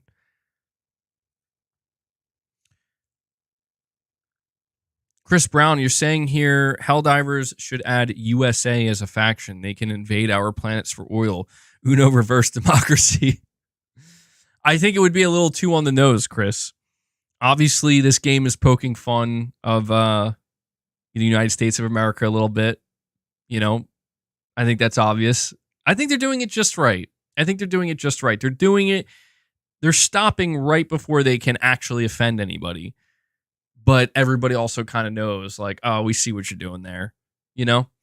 And I appreciate that. I think it's perfect where it is. But if they were to do what you're suggesting, Chris, yeah, I don't know, man. That might take things a little too far. Anyway, I got to get back on track. I apologize, guys. Listen, I have one more thing I wanted to say about the situation with the Xbox games, and then we're going to move on and talk about Final Fantasy. Something I want to point out to everybody, because, again, I said earlier that I think this is just the first batch of games.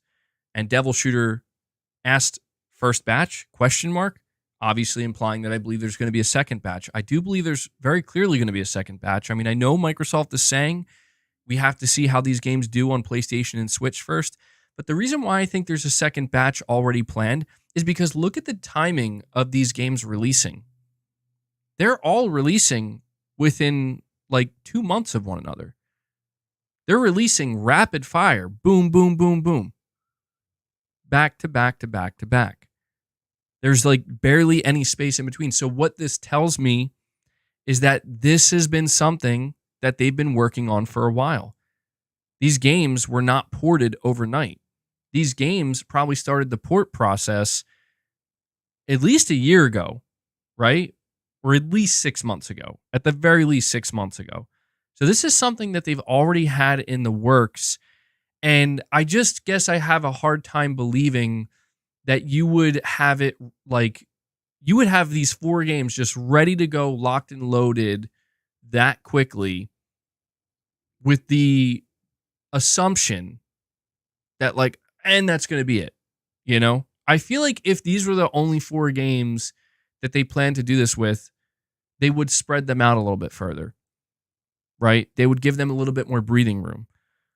But to me, this feels a bit like a shotgun approach. And this is the first shotgun blast, so to speak. And I think that there is a second one that's coming. I don't know if it's coming later this year. That would certainly be very interesting. But I also want to say that I think these games would have to sell really, really, really badly to get Microsoft to say, you know what, we're not going to do this for other games. I think these games would have to flop horribly, because I just want to remind people that even if they just get like,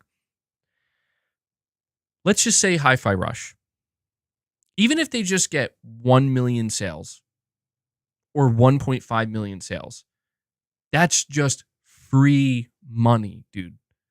That's like, that is free money that they never would have gotten for that game. So I just don't see a scenario where Microsoft looks at that. Even if they sell 500,000 copies, even if it's just like 500K across Switch and PlayStation, although I think Hi-Fi Rush isn't coming to Switch, but just PlayStation. Even if that's all they do, it's just free money. It helps their bottom line. So I think anybody who is anybody who believes that this is likely going to be like the only 4 we get, I don't know what's going to happen, but I think that might be a mistake. That's what I think. So those are my final thoughts on the Xbox games coming to PlayStation. To be honest, I don't know that there's going to be much else to say going forward. If you want to know my thoughts, like, am I going to pick up any of these games? No, I don't plan to. It's nothing against them. It's just I'm not interested in Pentiment. I'm not interested in Hi-Fi Rush. Sea of Thieves is like the only game that I'm like, I don't know. I really have to think about it. Like, it's maybe it really, I guess, will depend. It's coming out in like April. So it depends on what I'm playing at the time. But there's probably a very small chance, slim chance I'll get Sea of Thieves. And the other one, Grounded, I'm not very interested in Grounded at all. So, yeah, I could see myself still playing Helldivers by that time, especially if they're bringing out new content eventually. So, yeah, true. Stellar Blade's coming out in April too. So, yeah, I don't know, man. I don't know. But, you know, if these are games, I will say this too, just final point. And I know that this is obvious, but it's just worth saying as kind of a period to this discussion. If you want to see more Xbox games come to PlayStation 5, it would be in your best interest to buy these games or any of them that you have any interest in. I know that probably goes without saying, but it's just worth pointing out. If you want to see more, buy them. If you don't care, you don't care. And I don't care. So anyway, RU46N2 Ray, longtime member for 30 months, says Avowed is an Obsidian game. So is Grounded and Pentiment. So will all Obsidian games come to PlayStation? Remember that Avowed page changed. It's a fair question to ask, Ray. And this is exactly what I was alluding to when I said once you open Pandora's box, maybe you can close it, but it's going to be difficult to do so because what the question you're asking is a very natural question to ask that has only been spurred on by Microsoft themselves. You are not port begging, Ray. Contrary to what some trolls on the internet want to try to tell you and others, you're not port begging. You're asking a logical, rational, fair question.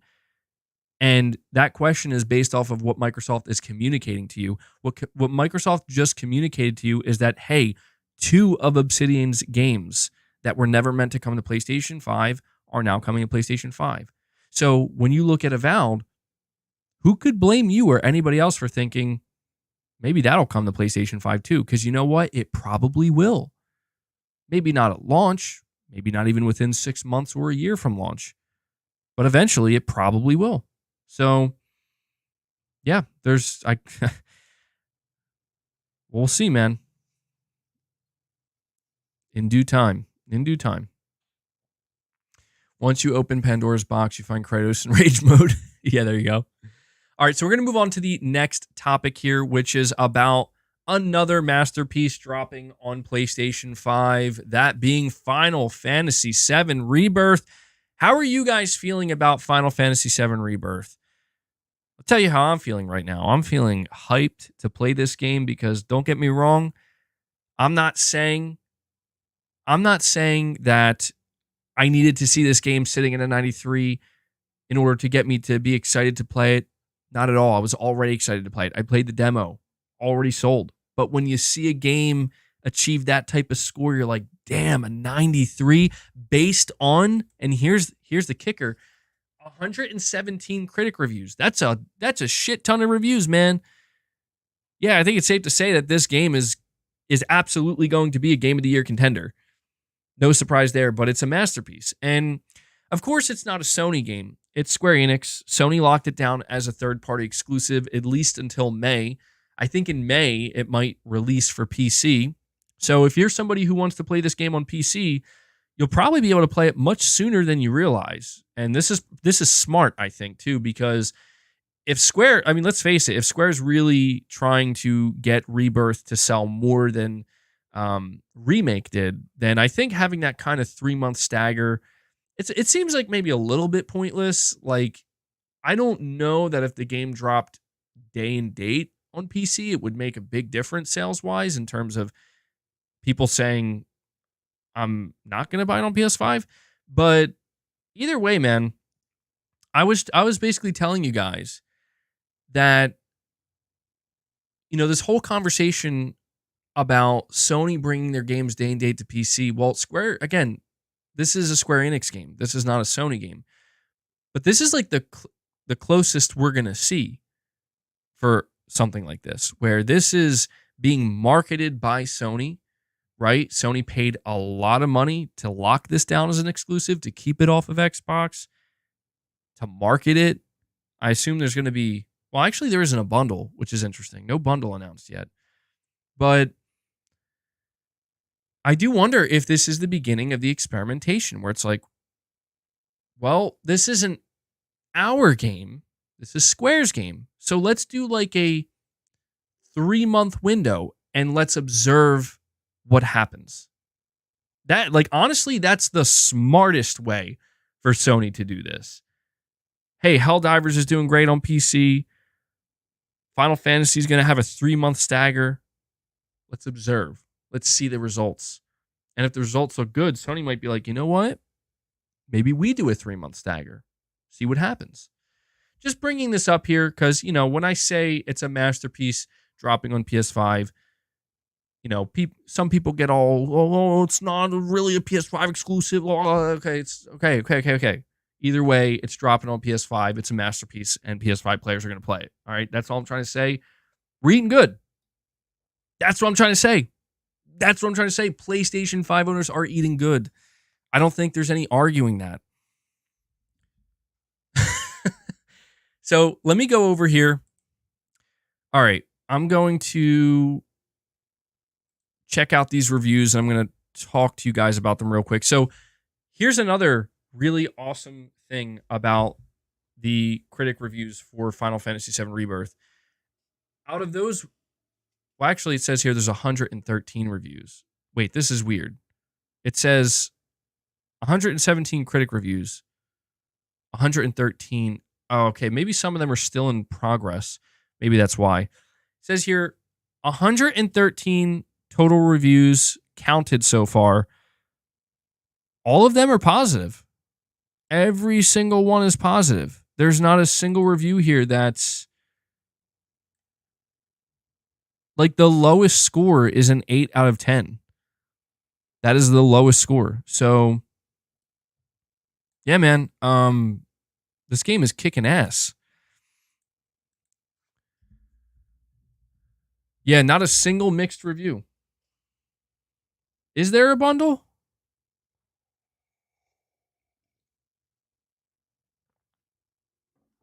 Hold on now.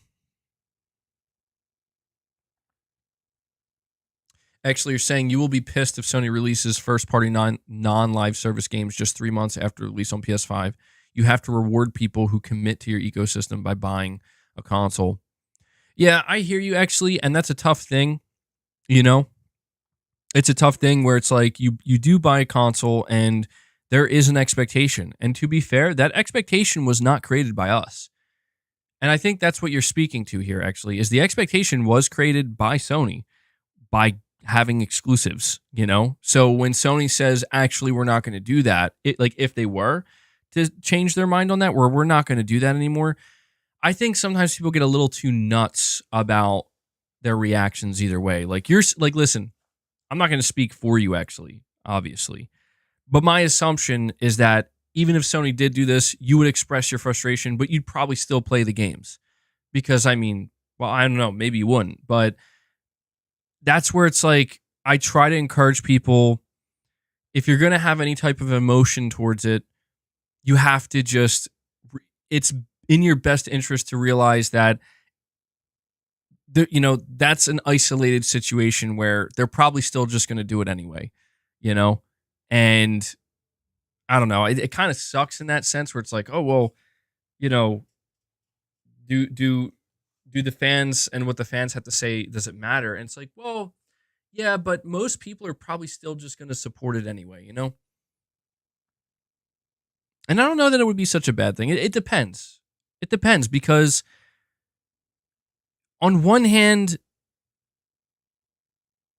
if you do buy the console and Sony's trying to sell you on that console specifically, like, please just invest in our ecosystem, right? Yeah, it is understandable that there is this expectation where it's like, okay, well, I expect there to be something here specifically for me because I bought your product, like your specific product, right? But at the same time, again, what makes it so difficult anymore is just seeing how much the industry and the landscape is changing. Where no matter how much I or others want to just kind of go back to the simpler times of, there's all these, you know, there's like 3 different console manufacturers. They all have their own unique offerings, and they're all competing in that one area to try to get you to buy their console. It's just not like that anymore. And it's clear that, shit's changing, dude. So I don't know. I don't know if Sony, to be clear though, if Sony were to do something like that and see negative results for their console, they would probably walk away from it. But I don't know. I don't know what happens to the console in that instance. We'll find out though. We'll find out what Sony's plans are. We're going to learn.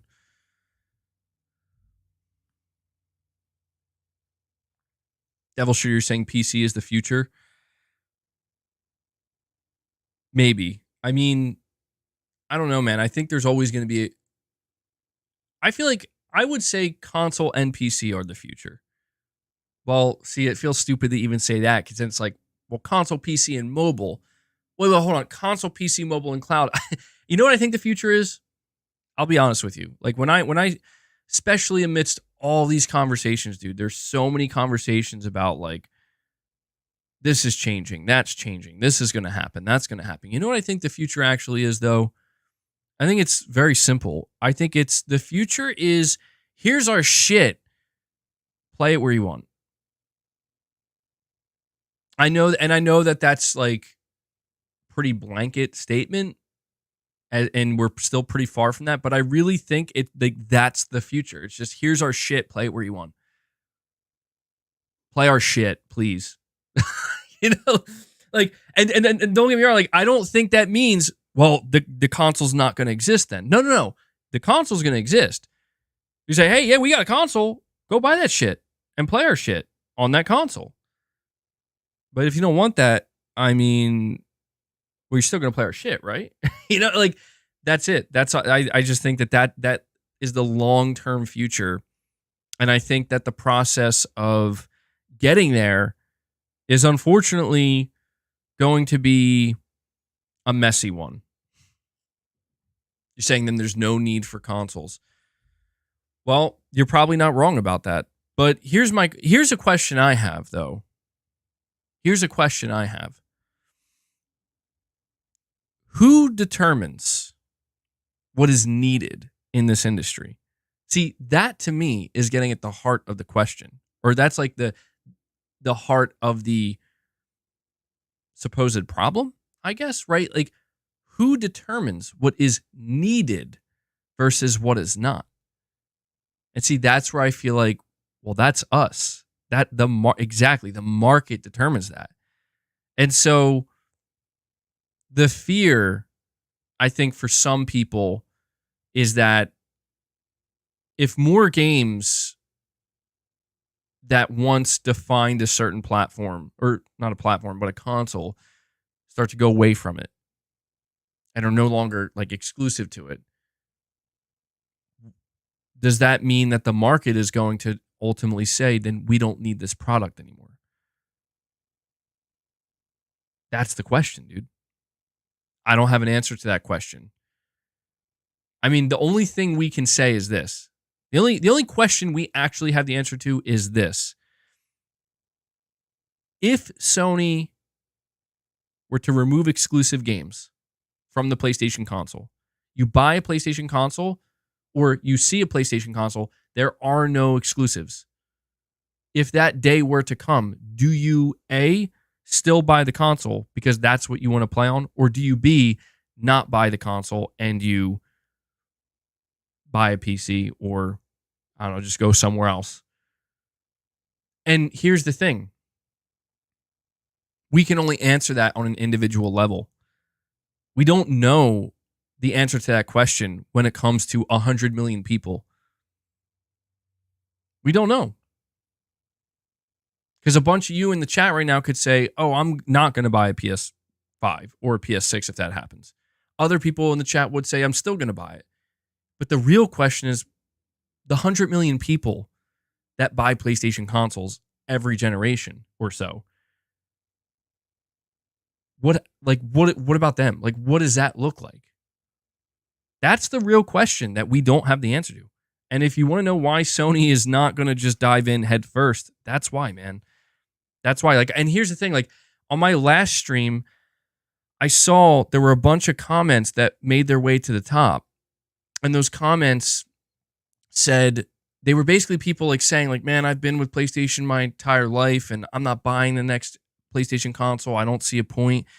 And, that's fine. Like, I don't have a problem with people obviously giving their opinion and expressing that, but it's like, I don't know that matters. And I'm like, not trying to offend that whoever said that or the couple people that said that. I'm not. Like, it's just people need to understand that making a like an individual person making a declaration on the internet doesn't really mean anything. The only time we find the true meaning is after the market actually shifts.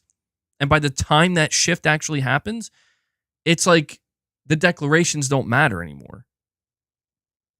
Or they never mattered in the first place, but they matter just as much after that shift happens as they did before it happened.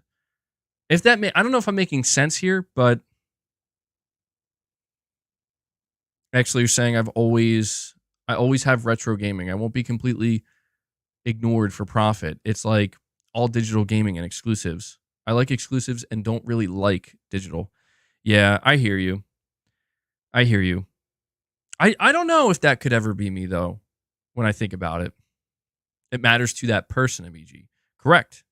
Yeah. And so I guess it depends on how you interact with the gaming industry and how you view yourself as part of that market, because the idea of like sticking to retro gaming or like not moving forward with what happened, whatever the company chooses to do.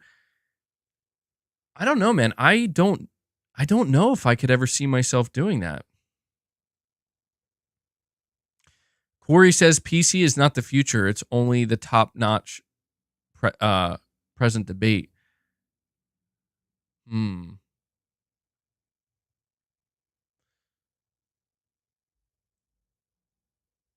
I don't know, man. I'm telling you, Sony's going to make their own like console PC hybrid. Sony's going to make their own. Sony's going to make a PlayStation PC, bro. Probably not, but I don't know. I imagine myself. I'm 30 years old right now, right? And I'm not saying it's just about age necessarily, but I definitely engage with video games differently than I do now. I engage with them differently now than I did 10 years ago, certainly 15 years ago, certainly 20 years ago. And it's kind of interesting in the sense that I engage with games on a deeper level than I ever have. And that's what's fascinating to me, is it's almost like I started out as a more casual gamer. I mean, I was there with the PS1 and the PS2, but I never, like, there were just so many games. Like, I just didn't pay that close attention. You know what I mean? I just didn't pay that close attention to the gaming industry. I was young. I just, I had other things I was interested in. But as I got older, especially into my 20s, that's when I really started to realize, like, I'm actually way into this. Like, I'm like paying attention. Like, I'm not trying to pay attention. I'm just now paying attention to it. And it just compounded more and more each year. And it's interesting because as things are changing so dramatically, right? And I think that's a safe thing to say, is like things are changing in a pretty dramatic way, like pretty suddenly. I find that I am engaging with games on a deeper level in some ways, and maybe even in a lot of ways, than I ever have. I don't know.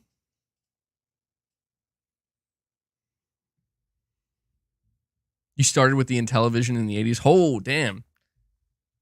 That's crazy. I mean, I did play like in a, Super NES and whatnot, but I was like way too young to even remember like what I was doing or the experience.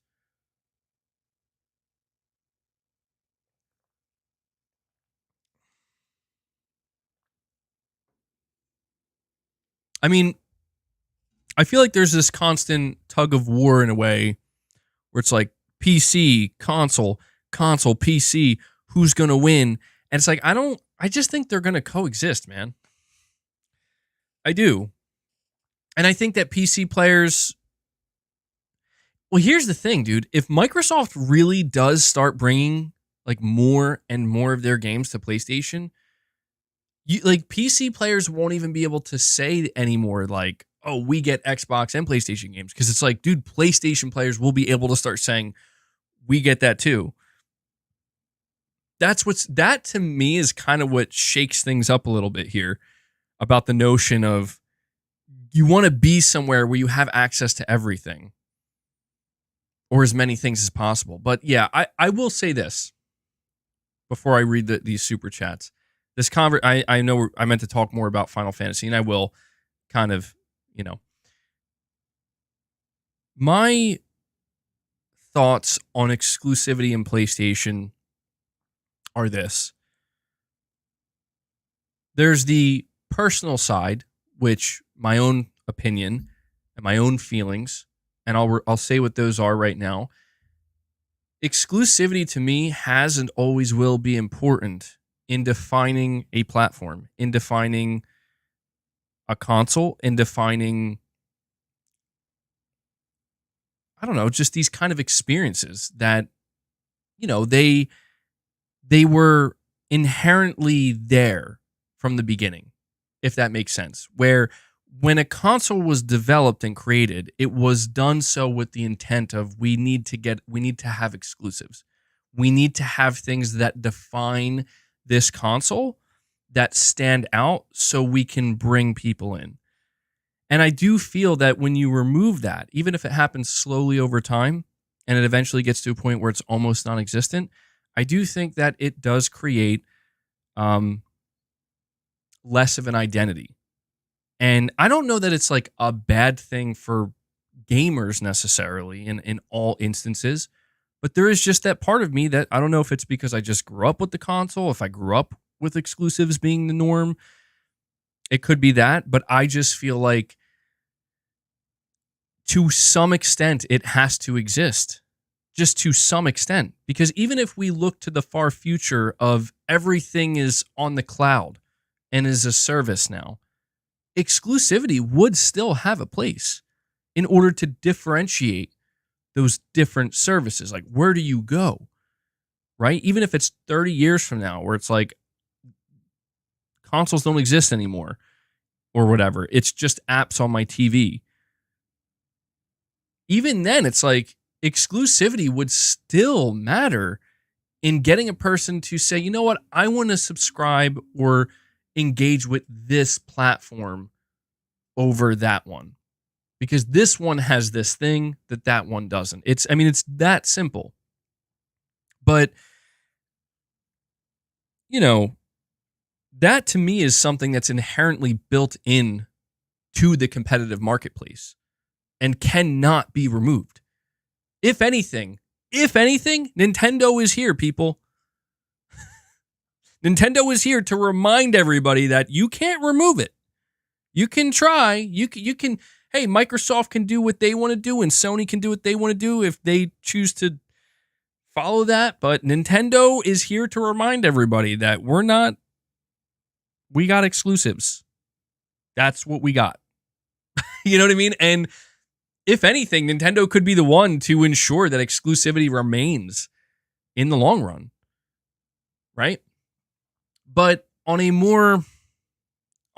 less personal side of it, less opinionated side, and just looking at it more so from an analytical point of view, I do understand the problems that Sony and Microsoft are facing. And while on a personal level, I don't necessarily agree with some of their solutions, it is not difficult for me to rationalize why they're doing what they're doing.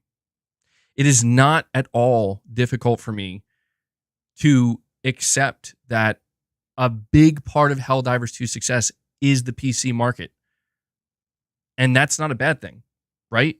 Like, I would rather see this game be as successful as it is, knowing that there are two distinct communities propping it up together, than the other option being, well, it wouldn't be nearly as successful potentially if it never came to this one platform, right? If it never released on PC.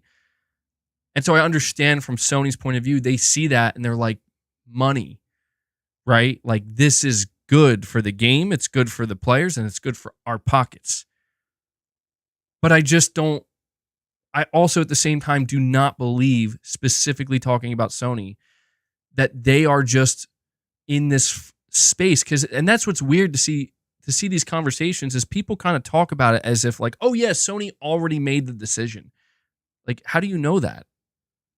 Are you sure? Like, because I'm not. Like, I follow Sony very closely. I'm not sure at all. People talk about it as if Sony already made the decision that we're done with exclusive games. We're doing everything on, it's like people talk that way right now. And it's like, if they're not talking that way, they're saying, well, that's where Sony's headed. And it's like, but you don't know that.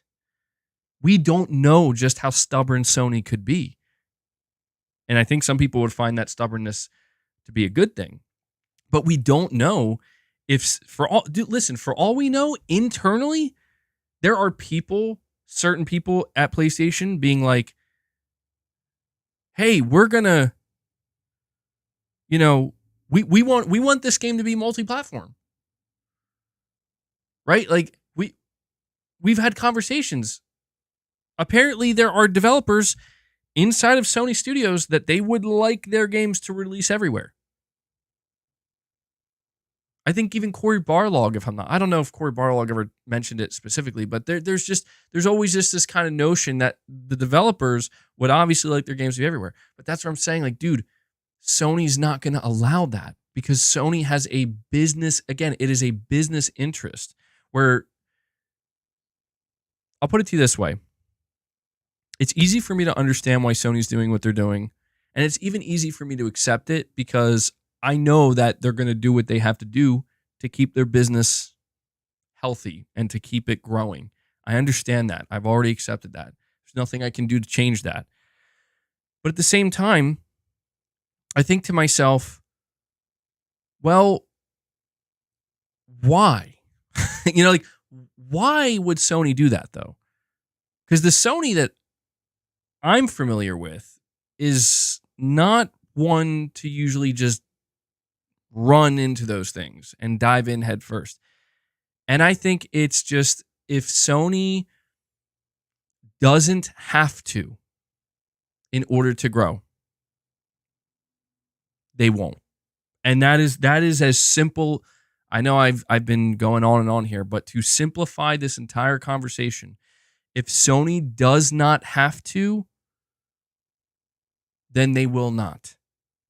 That is my belief. I could be wrong, right? But that is the impression I get from Sony. Where, why did they put Helldivers 2 on PC? Because they felt they had to. Why did they feel they had to? Because it's a live service game, and live service games live or die based on player pools. That's why. Sony is not going, at least I assume, to release Death Stranding 2 on PC day and date because they don't. I feel Sony feels as they don't have to do that. They don't have to. And why do they feel that they don't have to? Because they still believe that this game, when we show it, when it releases, when the reviews come out, when the gameplay is all over the internet, it's going to be tethered just to the PS5. So therefore, it's going to potentially sell PS5 units. And it is as simple as that, because a game like Death Stranding 2 does not need a large, massive player pool to succeed. What Death Stranding 2 needs to succeed are full game sales. So I guess what it boils down to is Sony is in the process of chasing different markets and different audiences. And I do think that this is what we need to try to keep in mind. Sony does not want to, and I think people need to also keep this in mind. Sony doesn't want to release their single player games day and date on PC because, from Sony's perspective, if I had to guess, they just view that as, well, that just might we might lose money on that. Because we feel as though this single player game we have is so enticing. It's so big and so good, right? That we know it's going to sell 10 million. So its appeal can be that strong. Its pull can be that strong just with the PS5. And we get all of it. You see what I'm saying? Like, we get all of it with that appeal. I don't know if maybe I'm not making the best sense here, but the most sense, but I do think that essentially what it boils down to, Sony needs more profit. I don't necessarily know that the first path Sony goes down to achieve more profitability is taking their single player games that they sell at full price, that they have always used as a reason for people to go buy their consoles. I don't think the first course of action is to just say, okay, let's go put them on another platform at the same time. I also think they don't feel that because they're already doing that with their live service games. I'll tell you this too, because I'm getting a little bit long-winded here, or very long-winded. Helldivers 2 might be having the opposite effect that people think it is on Sony. And what I mean by that is Sony might be seeing the success that Helldivers 2 is finding on PC and saying, well, there we go. Now we don't have to worry about putting our single player games on PC day and date. Do you get what I'm saying? Where if Helldivers 2 didn't do well on PC, and so you'd be like, oh, okay, well, it didn't do well. Maybe the next one. Maybe the next one. But every game that fails to do, every live service game that fails to do well on PC is making Sony feel like, you know what, we are not going to, like, we have to just stick to what we know. I don't know. The truth is, Sony is not being nearly as well, you know what? That's not fair to say. I was going to say transparent. Hiroki Totoki, people are actually praising Hiroki Totoki because they feel as though he's being very candid, very open, very honest, and just like brutally honest, like just saying it how it is. And he is making it pretty clear that, like, yeah, we're going to continue to pursue PC as a way to get more profitability or make more profit. So staying the course. But I don't know. It's all about pressure, I guess. I'm trying to come to some kind of definitive conclusion here. It feels really difficult to do that given how unpredictable all of this is. But it seems to me it's all about pressure. Helldivers 2 doing well on PC probably alleviates pressure from Sony. Where suddenly it's like, oh my God, look, we got this multiplayer game. It's killing. Yeah, their current strategy, it seems to be working. Single player games sell our console. We make tens of millions of sales, right? Full price. And our live service is off to a great start across multiple platforms.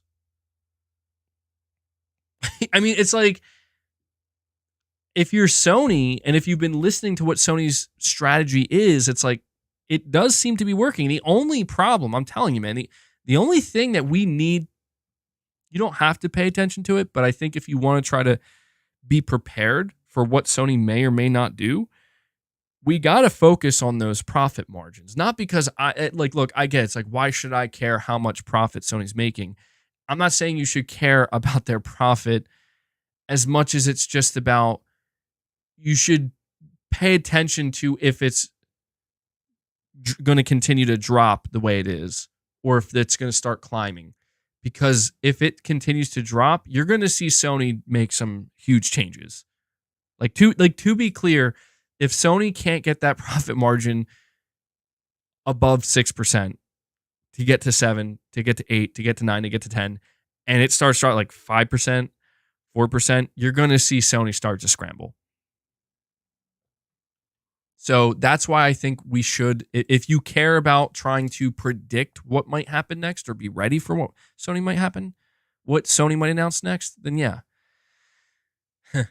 PlayStation's official Twitter account, or sorry, X account, just tweeted 4 minutes ago, Pentiment, a historical adventure from Obsidian, is available now on PS5 and PS4.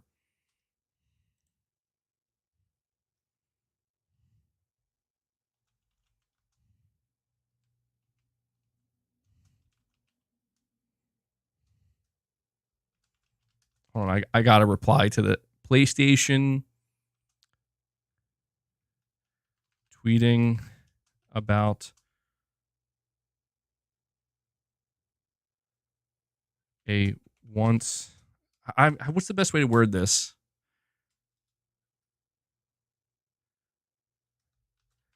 Never thought I'd see the day where a once Xbox exclusive is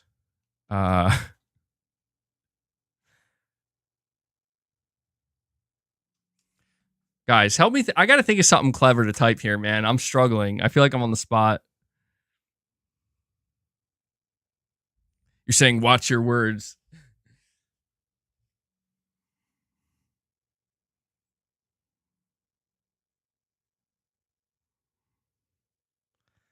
Oh man, you're saying just don't MBG. Well, I'm not. I don't.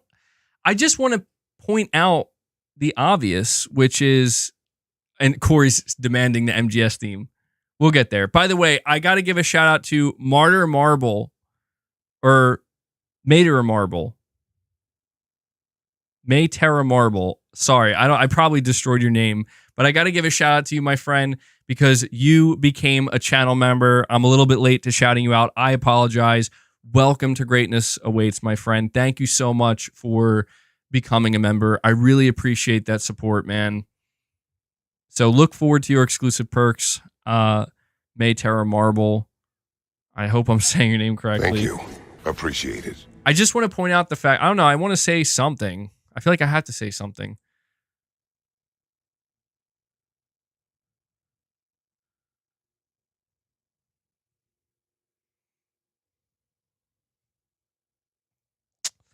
I don't know. All right, I know what to type. Xbox sucks. No, I'm just kidding.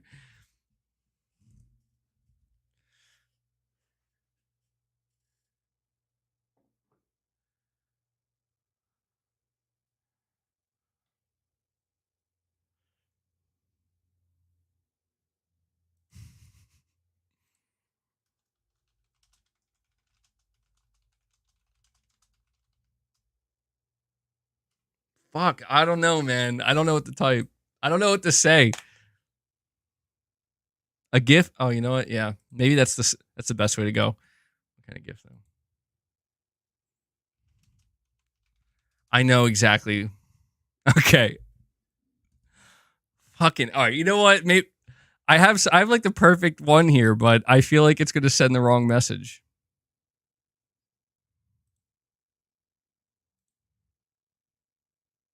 All right, I'm just posting it because it's accurate. It's definitely accurate. There, I posted the Bane GIF of him going, and so it begins. I think it's like, do it. It's all right, guys. It's not that serious. It's just real, though. You know. All right.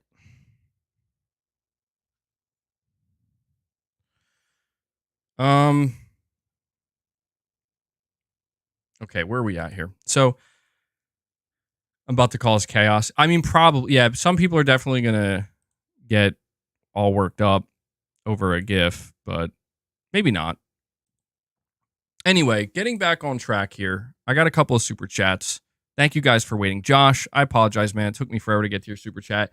You're saying this game, it had the same level, talking about Final Fantasy VII, by the way, Rebirth. You're saying this game, it had the same level of groundbreaking wow factor that the original had for the PS1 in 97. An impressive feat to create the world and characters. The voice actor work shines to perfect casting too. Yeah, man. See, I'm at a point where it's like they updated the demo where there's more you can play in the demo. I think it's like the first area is unlocked. And I'm at a point where I'm just, I think I'm just not going to play it because we're so close to the release of the game. I just want to play. You know what I mean? I don't want to only have another section I can play because you get what I'm saying? It just feels like at this point we're so close to it. I may as well just wait for the final game. But yeah, man, somebody said in the chat earlier that Final Fantasy VII Rebirth currently is the second highest rated Final Fantasy, at least based off of Metacritic scores, only behind Final Fantasy IX, or it was an earlier Final Fantasy. It was like 25 years ago when it came out. And so it's like, damn, dude, that's crazy to think. Like this must be an insane game. Like truthfully. Twilight Knight, you're saying MBG PC sales contribution in PlayStation's Q3 is 0.95% of all revenue comes from console sales and PS Store, and they are interrelated. That's why their stock tanked when they revised their target. Okay. That's it. Definitely interesting to think about. I appreciate you bringing that data up, or that information. But yeah, man, Final Fantasy VII Rebirth, what I wanted to make sure to do is kind of read some of these reviews. And Corey, you were asking for the MGS theme. Don't worry. I'm going to give you guys some reps in a little bit here. So we're at 77 members. I'm going to read some of these topics, or not topics, some of these reviews. And we do have some other topics to go over. Specifically, there's a Jim Ryan interview I want to talk to you guys about. But no worries. We're going to get to it.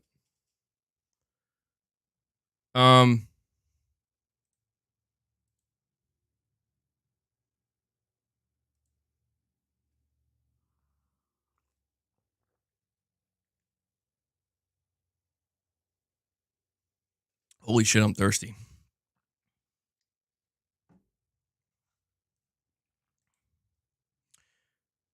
Unintended Studios, member for 26 months, says, with PSVR 2 now getting PC support, I imagine sales are going to spike big time relative to other VR headsets. I hope so. I really do think Sony bringing PSVR 2 to PC it could be like the lifeline it needed, where it's like, this is going to be the difference maker. I don't think sales are necessarily bad on PS5. It's just, there are a lot of PC players, who specifically built rigs to do high-end VR gaming. And I think by Sony just saying like, hey, we'll make this available for you guys, especially knowing that there are many competing VR headsets that are available on PC. Yeah, I think you're right. I think this is going to be a huge boost for PSVR 2.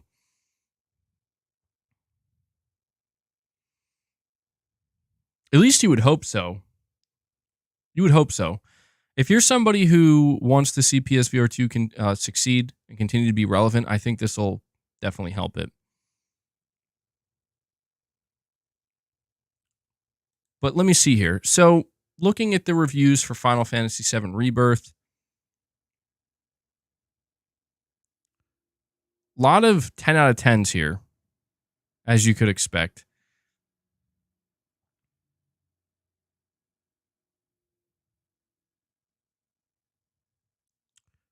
Screen Rant gives it a 10 out of 10, and they say, what Final Fantasy VII Rebirth does is challenge the idea that Final Fantasy VII can't be topped within its own in-game universe. In my eyes, that's already been done in the middle game of a trilogy, no less.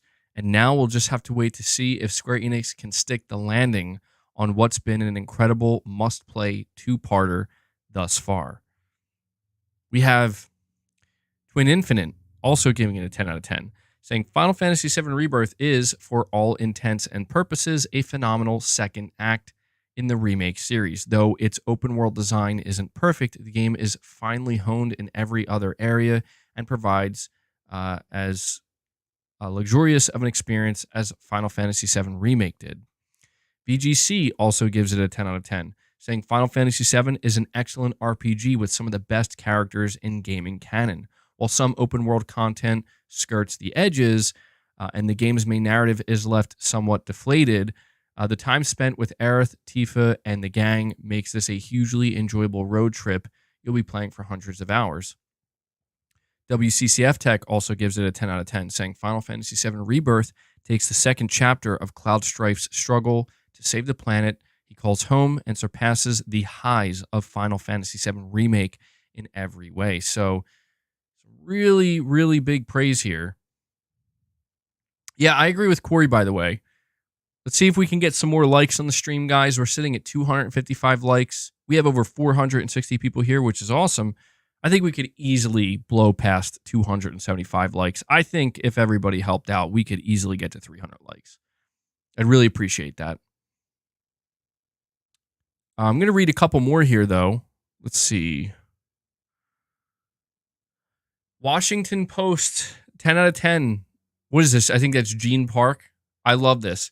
Final Fantasy VII Rebirth is so good, it nearly wrecked my life. That's what it says, bro. That's the best. That's the best one. Like, that has to be the best summary of a game review I've ever heard or read. Final Fantasy VII Rebirth is so good, it nearly wrecked my life. Does the praise get any higher than that? It's dangerously good, bro.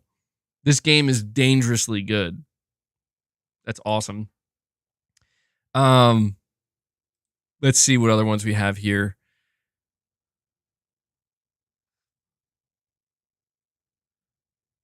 So many 10 out of 10s.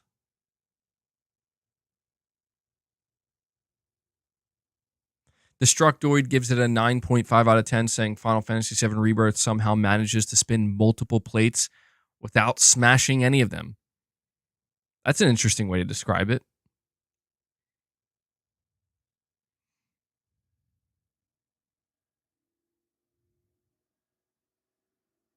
Sorry, I'm just scrolling through the rest of the reviews here, starting to get into the 9s. Games Radar Plus says Final Fantasy VII Rebirth delivers all the charm of Remake while making the needed improvements to side content to ensure the original step out moment is one worth taking once more. IGN gave it a 9 out of 10.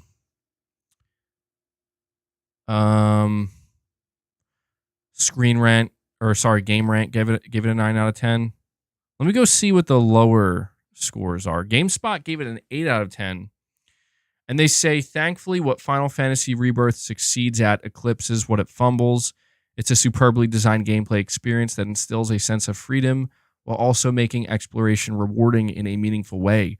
Refined gameplay that makes character synergy a focal point breathes new life into the slick and satisfying combat, and all while it reinforces the underlying themes of the story. As a game that has the unenviable, I don't know why I've heard this word before, but I never actually read it, unenviable task of living up to one of the strongest legacies in the medium, it is a worthy second chapter. Whether Square Enix can bring it all together in the third and final part will be the subject of much discussion from here on out.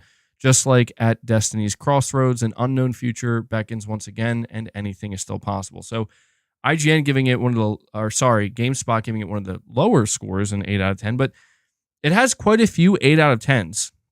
And again, the lowest score that this game has received so far is an 8 out of 10.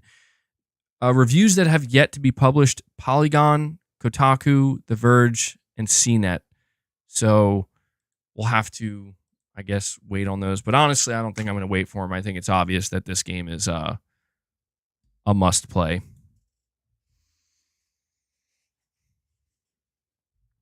Connor, is it Garrity? I think that's how you say your last name. Thank you so much for the generous super chat, my friend. You're saying here, Microsoft tweet, Xbox fan question, that Xbox will be sending more of their games to the platform. Microsoft then deleted it after confirming they're sending more. Oh, hold on. We got some Twitter drama here. Did this really happen? Are there screenshots of this? I imagine there has to be if it was deleted.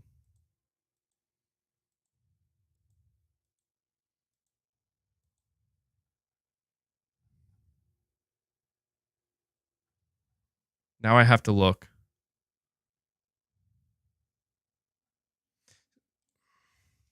I see Xbox gamers trending. Oh man. Okay. This may have been a mistake to come here. Is this true though, man? Because I don't know, I can't find any screenshots. But if it's true, what did they reply with? Like, what did the Xbox account reply with that they ended up deleting it? So I'm going to read your chat one more time here just to clarify. Microsoft tweeted, Xbox fan asked a question. The question that the fan asked is if Xbox will be sending more of their games to other platforms. Microsoft then deleted it after confirming they are sending more. It's been reported. Could you tell me where I could find the report? That helped me out.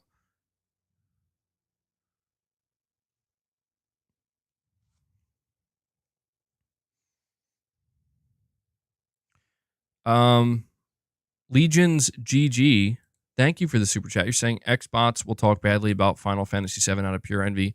I mean, some of them might, but yeah, I don't know, man. Just buy a PlayStation or just wait on PC. And I'm not like, I know that's kind of like a running joke that people do, like just buy a PlayStation, just buy a PS5 or whatever. And I'm not even saying that like in a trolling way. I'm just saying, like, if you want to play, like, look, there's no reason to hate on Final Fantasy 7 Rebirth. You know, there really isn't, because listen, even if you don't want to buy a PS5, you're probably going to get it on PC relatively soon if you just have a little bit of patience, you know. But to me, this is a game that I would definitely want to play day one, no matter what. So I'm glad. I don't know. I am glad that I have a PS5, because I don't know, if I was a PC player, I would probably be able to wait, because 3 months isn't that long. But man, it would be tough. I don't know. Like, the idea of seeing a massive game come out that you really want to play, and just seeing, you know, the FOMO is real.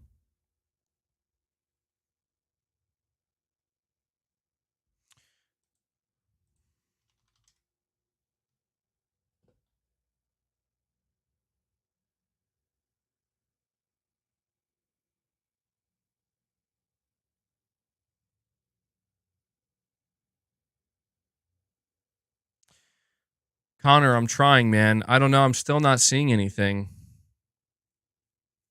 I'm trying to see where this is being reported.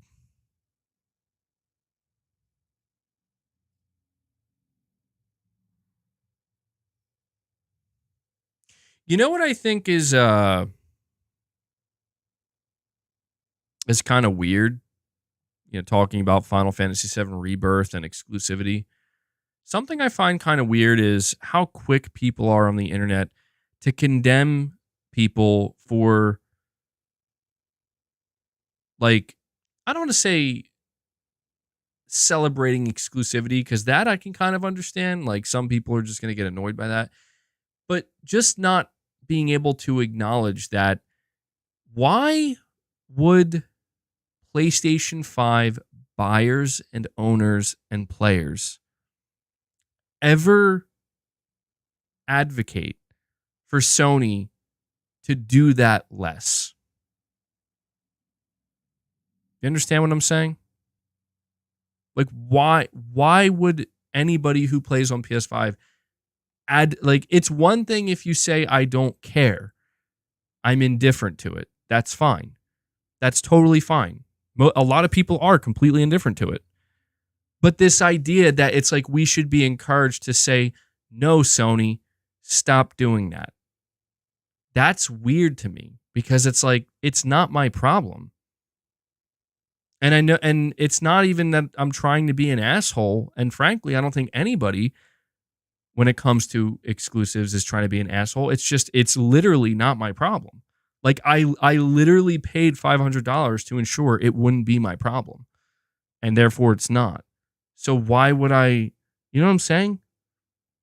It's such a weird thing that happens with exclusives, even as with timed exclusives and stuff like that. And I just think people start to get so, they just start to get so weird about it because they want to fit in above all else. I think you're right about that. Yeah. Yeah. Like there's a healthy middle ground that can be achieved. Absolutely. There's a rational middle ground that can be achieved. And I think it's pretty easy to achieve it. You just have to not be so extreme about it. Like I'll tell you right now, I'm not going to sit here and say, damn, Sony shouldn't have made Final Fantasy VII Rebirth exclusive to PS5. No, I don't care, because it's like, yo, dude, I got a PS5, and if it wasn't exclusive to it, I'm not saying that it makes the biggest difference in the world, but I'm just saying, like, I'm not going to sit here and say, you know what? This game should be on Xbox. Like, I don't fucking care, dude. Like, I don't care that it's exclusive. I don't care that I wouldn't care if it did go to Xbox. It's just like, Sony's just trying to further their fucking consoles, bro. Like, why would I be mad at that? It's just so weird. It's so weird the way people talk about this, as if you're supposed to get upset at companies and businesses doing things that make complete sense for them to do. You know what I mean? To further their goals. That to me is the weirdest thing about it. Because it's like, of course, dude. It's like with Helldivers. Like, am I enjoying Helldivers less knowing that it's on PC? No. Would I enjoy, like, truthfully, would I enjoy Helldivers less if it was on Xbox? No, I wouldn't. I would still enjoy it just as much. But it's like, I'm sorry, I just don't care about the like Xbox petition of people saying like, please bring this to Xbox. It's like, I don't care, dude. Like, I like, sorry. And I don't think Sony cares either. Sony's just going to turn you and say, you better buy a PlayStation, son. Or go play that shit on your PC. And you know what? Again, when you look at the Xbox situation, you can begin, you know what? Maybe this explains why we're seeing some of this. Maybe this explains why we're seeing it a little bit more, because Microsoft is kind of changing it, where they're like, hey, I've seen replies on the official Xbox accounts and on Bethesda accounts announcing these games coming to Xbox. Not to rehash this topic again, because we already moved on from it, but just, talking about exclusivity here. I've seen a lot of people saying like, okay, Microsoft, what are we getting? Like, you're giving some of your games to PlayStation and Switch users. What are they bringing to us? And the answer is not a damn thing. At least not now. So, yeah, man, it's kind of awkward. Like, it is a little bit awkward. But Xbox, you can have dude, yeah, Sony, come on. Sony, you could at least give Microsoft Destruction All-Stars. I think that game has to be dead by now, right? Right? MBG, did you see Xbox tweeted that their biggest games will be on every platform? No, I didn't see this. Irfin, I think you're... By the way, can you tell me, am I saying your name correctly? Irfin? Is it Erfin or just Irfin? Like, it's one word. I read it as Irfin, but something about that doesn't sound quite right. I don't know. I always question myself with pronunciation. You guys know how I am with my pronunciation. You're saying it was a reply. Did it get deleted? That is right? Okay, good. Good. Let me check. You're the second person to bring this up. You're saying J-Dub made a tweet about it? All right, well, maybe that's where I can find it then. Just so I know what people are talking about.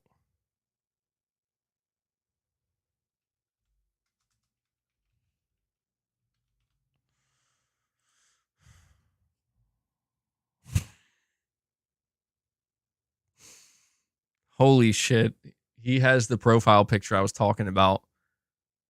That's funny as shit. Dude, that profile picture is so funny.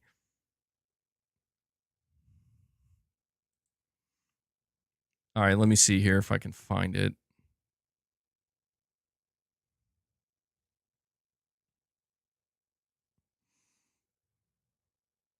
Give me a moment, guys. I'm searching.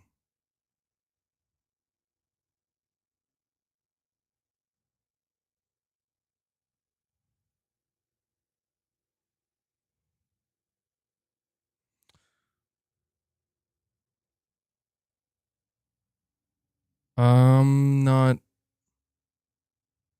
seeing it yet.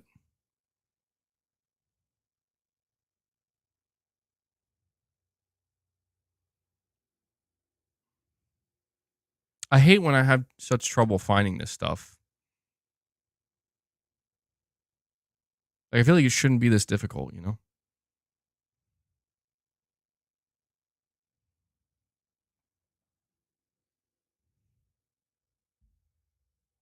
I'm still not seeing it.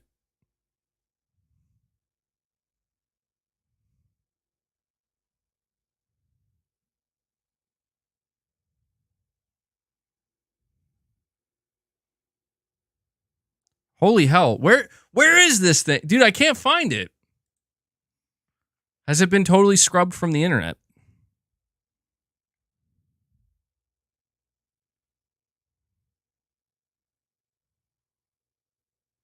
Is anyone surprised? Maybe it was deleted. Yeah, I don't know. Like, I mean, look, if Microsoft, if their official Xbox account said something and then it ended up getting deleted, then clearly they said something they didn't mean to. And I don't know if it means that they revealed something, but look, I don't want to. Here's why I don't really care, truthfully. I listened to everything Microsoft had to say. And I know what's going on.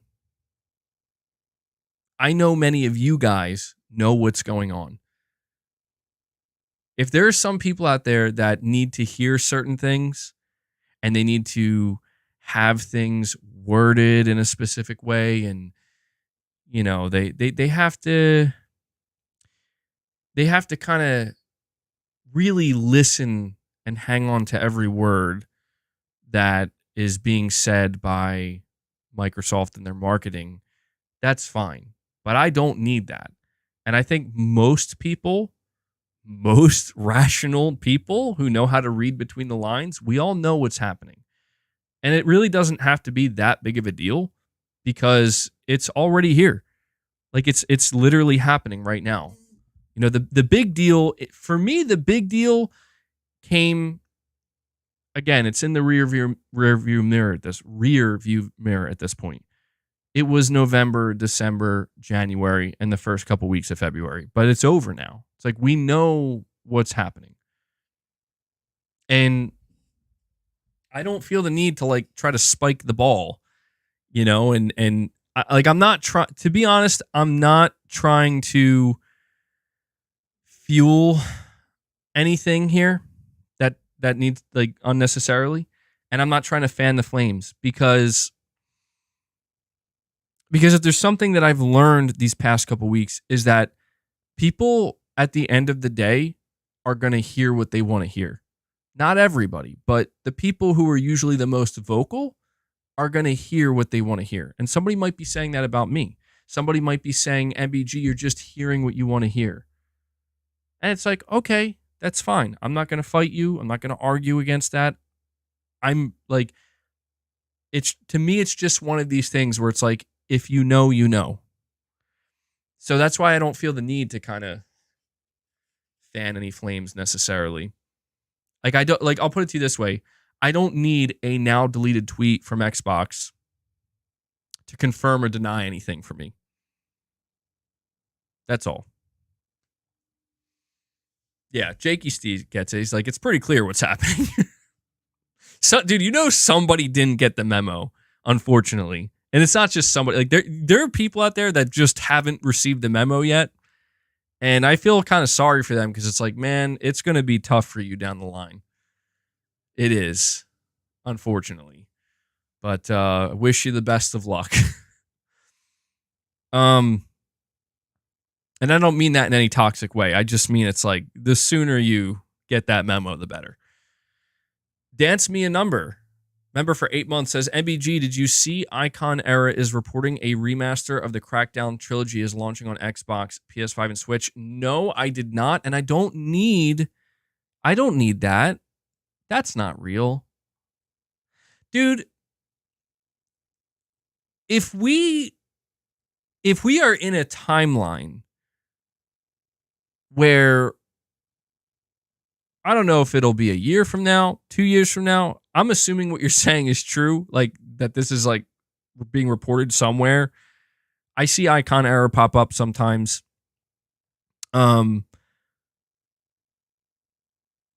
If Crackdown 3 makes its way to my PS5, dude, that's going to be a special moment. It's beyond full circle at that point, dude. It's like this game haunts me.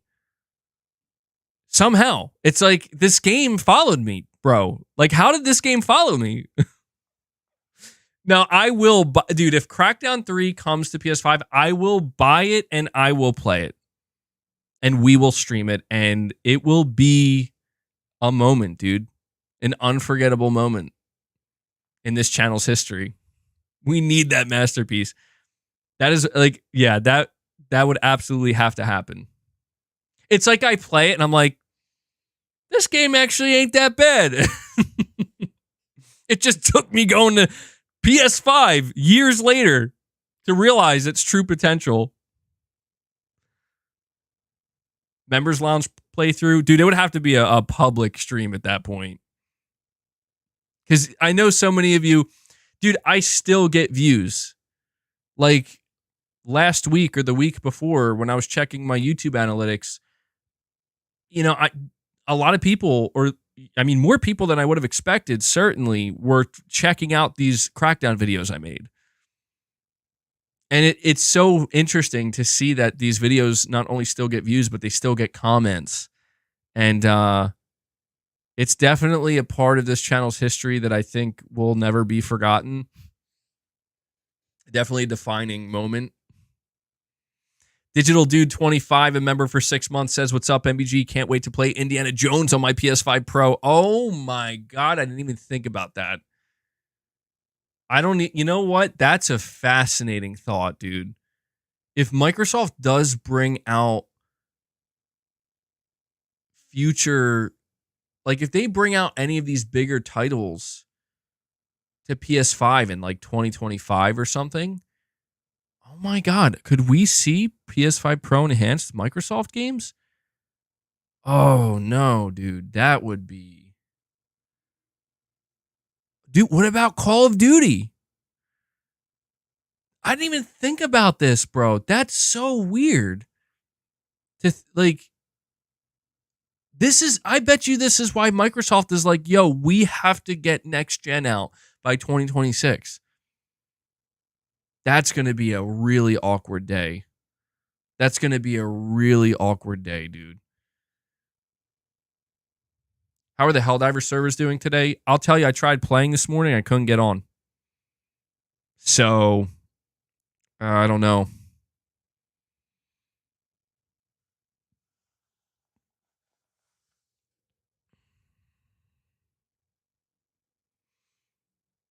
You're saying they won't do that? They don't want to tarnish the Series X?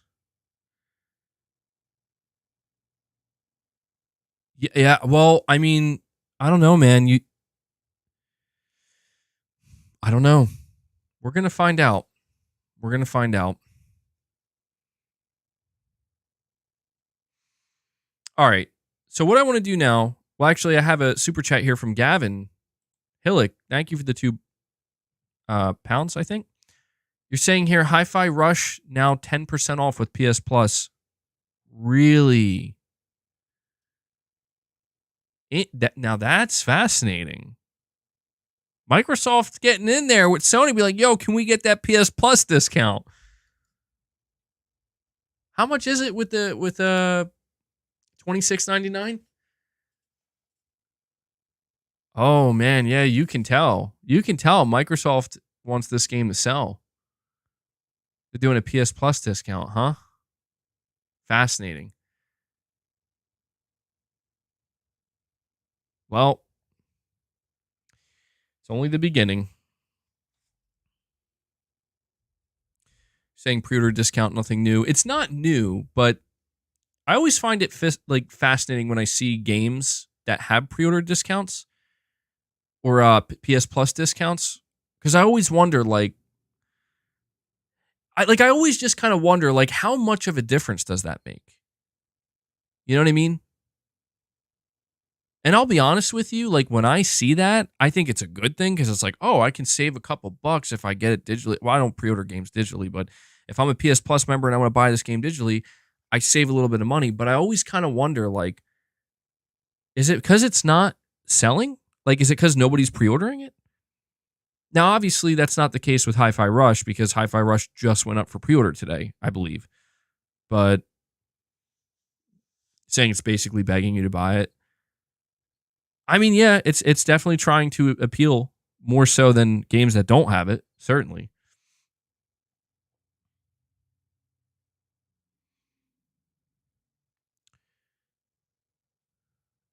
An added incentive.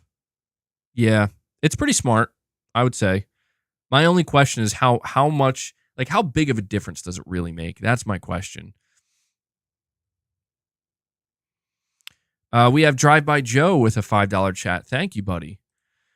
You're saying all you have to do for Helldivers 2 is join someone's game, then you can leave their ship. You beat server login wait. Yeah, I've done that many times as well.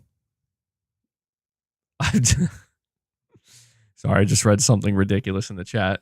I've done that many times to get into the Helldivers 2 servers. This morning I didn't bother though, because I was just like, well, you know what? It's not a big deal.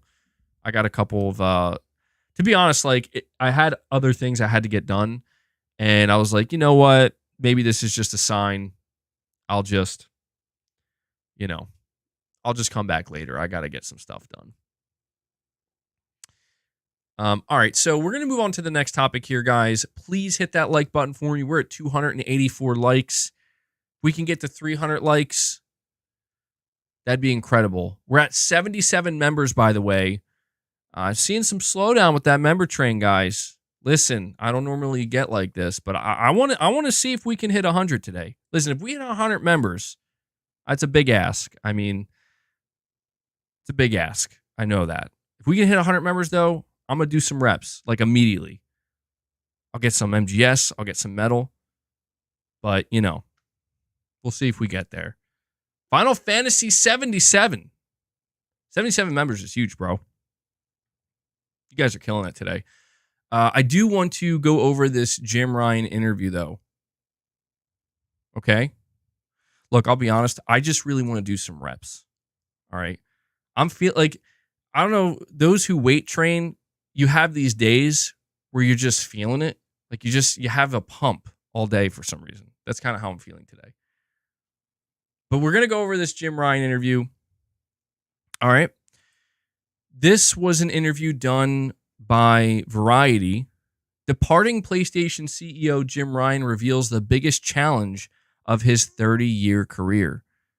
After 3 decades at PlayStation, Jim Ryan, who's stepping down next month as Sony Interactive Entertainment president and CEO, has seen the industry he loves undergo dramatic shifts. Amid the upheaval, Jim Ryan says he wouldn't change a moment of it. I'm just so grateful that I didn't work in a boring industry, he says. Ryan believes the pandemic-era launch of the PlayStation 5 was the greatest challenge yet the most rewarding achievement of his 30-year tenure at Sony. It was my job to exude a sense of calm and serenity, he says. Then he adds, actually, I was there at my dining room table, head in my hands, wondering how we were going to do this. A mountain of obstacles stood in Sony's way. We assembled a great majority of the PlayStations in China, and nobody could get in. Finishing games when developers couldn't get together and eat pizza and brainstorm about their craft was another thing, he says. And then the not important task of selling our product to our customers when retail was entirely closed. In the 3 years since the PS5 launch, Sony has sold more than 50 million units. I'm so proud of what the team achieved back in 2020, Jim Ryan says. Ryan announced his decision to step down last September. In the months since layoffs have swept across the gaming industry, with cuts made at Microsoft Gaming, Riot Games, and Epic Games. It obviously is a difficult time for many, Jim Ryan says, offering PlayStation staffers encouragement to stay the course. I would just say that nobody can ever be complacent and nobody can ever feel that anything lasts forever. So I just want to highlight this quote from Jim Ryan real quick.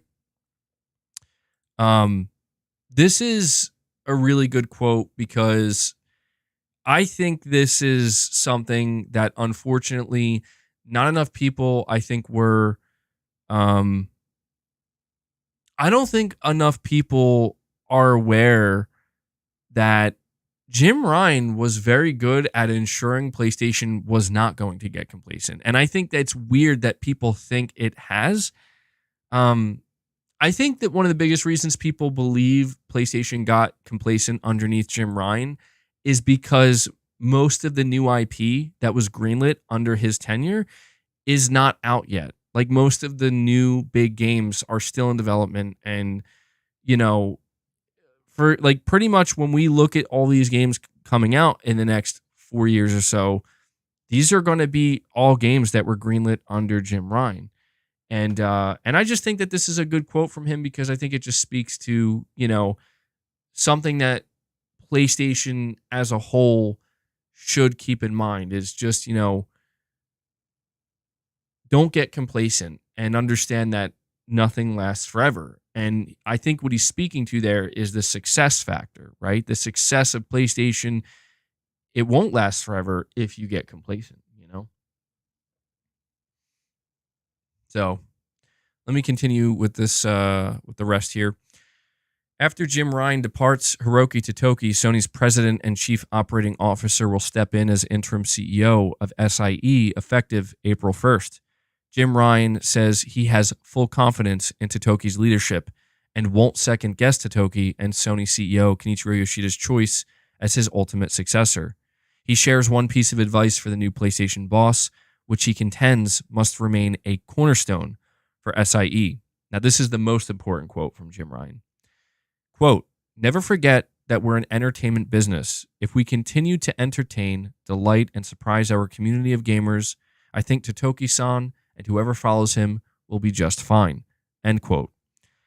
Over the eve of his exit, Jim Ryan says he will not miss the chronic jet lag amid years of regular flights between Sony headquarters in Tokyo, his home in London, and PlayStation ops in San Mateo, California. But he's got a new quest in mind, which he'll only tease for now. "I still have huge resources of energy and passion that I'm looking forward to deploying in some slightly different ways. I've got a few things bubbling. I can't say what they are, but I'm going to take my life in a little different direction." So Jim Ryan, I think, giving some really good advice there. I think he's absolutely correct in what he's saying. You know, PlayStation needs to focus on the players, you know, and keeping us entertained and excited. I absolutely believe that. He's teasing that he has something else coming next. Guys, I don't mean to spoil the surprise, but Jim Ryan's going to be my co-host here on the streams. I got in touch with him. I told him about Ryantology, and yeah, he's going to be the co-host here. So I'm just kidding, of course, but you do got to wonder what he's going to do next. And then below here, Jim Ryan breaks down his top games from each PlayStation generation. The PlayStation 1, his favorite game is Ridge Racer, released in 1994. I and most people were like, wow, this is a really different and really fun and enjoyable game to play. It set the standard for much of what was to follow in that generation. For the PlayStation 2, his favorite game was Grand Theft Auto 3, which came out in 2001. That was just such a transformative title for that generation, and as a cultural moment, it's had a huge and lasting impact on the gaming industry and certainly on PlayStation. For PlayStation 3, it was Uncharted Drake's Fortune, which came out in 2007. Technology at this point was starting to enable storytelling and narrative and emotion in a different way from anything that had been possible before. I'm very proud that that came from our own studio, Naughty Dog. For the PS4, it was Marvel's Spider-Man, which came out in 2018. That game was so amazing and seemed to resonate so well with the PlayStation community. It set us up for takeoff in the second half of what was a really successful cycle. And then for the PS5, his favorite game is God of War Ragnarok. He said it's obviously a wonderful game and was wonderfully critiqued, but it coincided with the time that we were finally able to start building enough PlayStation 5s. Things snowballed in a beautiful way. So there you go. That very well could be the final interview we ever get from Jim Ryan regarding PlayStation. I mean, maybe in the future he'll talk about PlayStation more candidly if he's able to do so. But he has other ventures he's going to pursue. And yeah, I mean, honestly, I got to salute Jim Ryan, man. I know he's gotten a lot of shit, but Jim Ryan has been with PlayStation since the beginning. He's been at Sony for 30 years. He was there since the PS1 launched. I've been playing on PlayStation since the PS1. So, it's in a way, it's almost kind of like sad to see somebody who really knows the brand that well. You know what I mean? That's the thing, man, is as PlayStation gets older as a brand, these executives and these people who've been there for so long, they're getting older too, and they're getting to that retirement age, and they're going to start leaving, and that's just so fascinating to me that we're going to see less and less people part of the PlayStation brand that were there from the beginning. So interesting stuff, man. I do think when it's all said and done, though, I think we're going to have to see the rest of the PS5 generation play out before we can truly judge Jim Ryan's era of PlayStation. And I do, you know what? I want to say this too. Speaking to what Jim Ryan said, it's a hell of a thing, dude. It's a hell of a thing. You're talking about a PlayStation executive, PlayStation employee who's been there for over 30 years, and the highlight moment of his career was the PS5 launch because of the pandemic. And, got to give credit where it's due, man. Things could have fucking been disastrous for the PS5. I mean, I know some people feel like it was because people had to go so long without buying PS5s, but the point is Jim did his job. That's the point. Yeah, I gotta bring a Jim Ryan emoji back. I gotta bring it back. I will. But I just want to give credit where it's due, where Jim's job with the launch of the PS5 was, regardless of the circumstances, your job is to successfully launch this console and give it the best possible chance at success it can have. And he fucking did it, dude. He did. And not alone, obviously. But he was at the top leading that shit. And it was a huge team effort, clearly. And now the ball is being handed off to the baton, I guess you could say, is being handed off to right now Hiroki Totoki, and then after that, a new CEO. And one thing I will say is that by the time we finish the PS5 gen and we enter the PlayStation 6, like 4 or so years from now, we will be able to look back and really judge the Jim Ryan era fully in seeing all these games that are going to come out during the second half of this life cycle. And we'll know that all those games, for better or for worse, hopefully for better, were greenlit under Jim. So, good stuff, man. Jim, I wish you the best. Happy retirement. You earned it. 30-year career. Not bad. Not bad at all.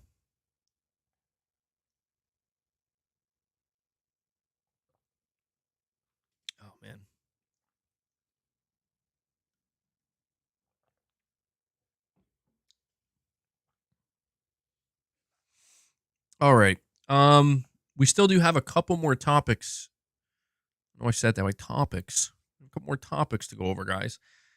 Before I do, we have Digital Dude 25 with a $5 super chat. Thank you, buddy. You're saying Jim Ryan is going to go home, kick up his feet, and play Hi-Fi Rush on his PS5 with a big smile on his face, knowing he got Microsoft to bend the knee. Well, you know what? Jim Ryan is a class act, man. You got to give him that. I mean, I know that he's said some maybe unpopular things, you know, with some of the fan base and some of the consumers, but he's never been the only time I recall ever seeing Jim Ryan let it slip a little bit is, well, there were two times. I think it was like a year or two ago. There was that leak supposedly about what Jim Ryan said internally. Like, it wasn't meant to be public, where somebody in the PlayStation team was basically asking him, like, should we be worried about Game Pass? And he was like, we're selling more PS5s than they're gaining subscribers. And PS Plus is still number one. No. And he wasn't wrong. He wasn't fucking, like, I remember when that quote came out, everybody, like, so many people were jumping all over Jim Ryan, being like, wow, look at how complacent he is and greedy he is. It's like, dude, no, he's not wrong. He's objectively right. You know, he's just spitting facts and just saying, like, there's nothing really to worry about. You know, like, we're doing great. Let the games do the talking. Yeah, that was a good quote. But the other time, I think this was at the launch of the PS4 and the Xbox One. I remember he was being interviewed, and I think I have to see, maybe I could look it up or something another time, maybe in like the members lounge. But there was like this interview with him where somebody had asked him, the interviewer asked him a question about Xbox, because again, this was right after the Xbox One and PS4 reveal, and he just basically like started laughing at some point, and you could tell like he was just laughing at Xbox. Like, he couldn't stop himself from just laughing at the situation that unfolded.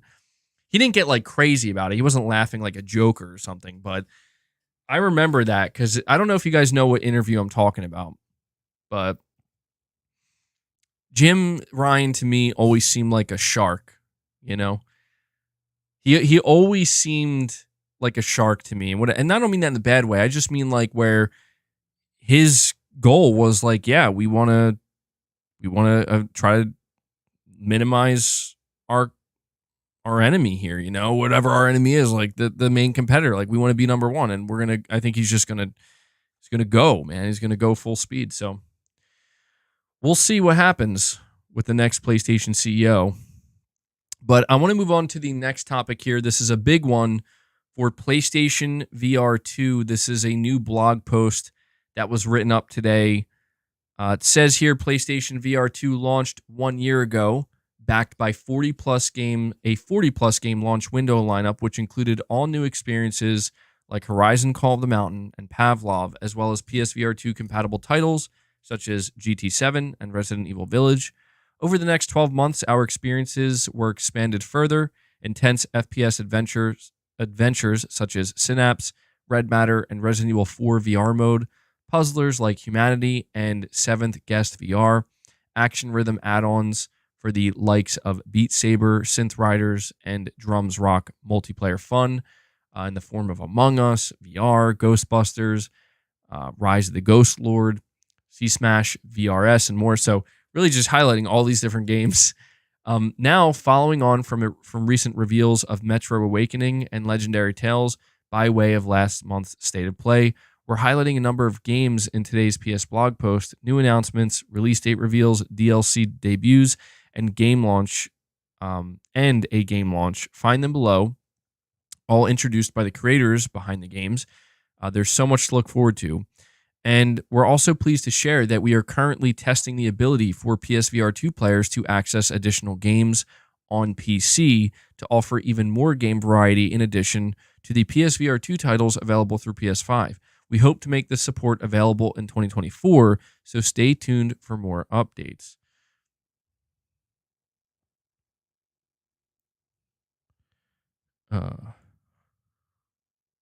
Sorry, guys. Hold on one sec.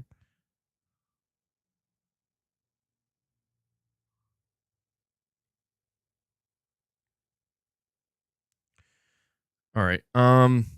So the games that are listed here, the Wizards Dark Times Brotherhood, that actually released today. We also have another game called Wander: The Fragments of Fate. That's coming out June 27th.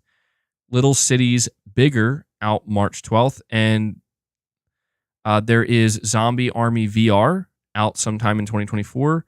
Arizona Sunshine 2's free update is also out today. Soul Covenant out 2024. Now, I just want to say here, out of all these games, Zombie Army VR has caught my attention. I don't know if you guys have played the Zombie Army games. I really enjoyed them. I played Zombie Army Trilogy. I played Zombie Army 4. They're really fun, just, co-op shooter zombie games. And I actually really thoroughly enjoyed them. So the fact that they now have a full VR game, I actually want to read the write-up for this one. It says here, bringing the much-loved Zombie Army franchise to VR for the first time, Zombie Army VR lets you experience the fear, thrill, and spine-tingling, chilling tension of the zombie apocalypse through the immersion of your PSVR 2 headset. Complete with online two-player co-op, the thrilling campaign sees you reprise the role of a dead hunter as they find their way across war-torn Europe during a battle with zombie hordes. Choose your weapon from an authentic World War II arsenal, including sniper rifles, submachine guns, pistols, and explosives, as you lay waste to the undead and free Europe. And so I saw the trailer of this, and yeah, man, it's just Zombie Army converted for VR 2, and it looks fun, man. So I think that's a game I'm definitely going to pick up. I really did enjoy the Zombie Army games, but it's good. I think what Sony's doing here with VR 2 is very good. They have stuff that they're dropping today. They have other games coming. Obviously, Metro VR, I think, is going to be pretty big. But most importantly, we talked about this a little bit earlier, but they confirmed PSVR 2 is going to be compatible with PC sometime in 2024. We're going to gain access to a lot more games. And that, to me, that is Sony's way of basically saying, we want to try to ensure this thing can be a long-term success, right? And they're setting it up as best they can to make that happen. So when we get more updates from Sony about this, I will be sure to let you guys know. You're saying I should grab Legendary Tales?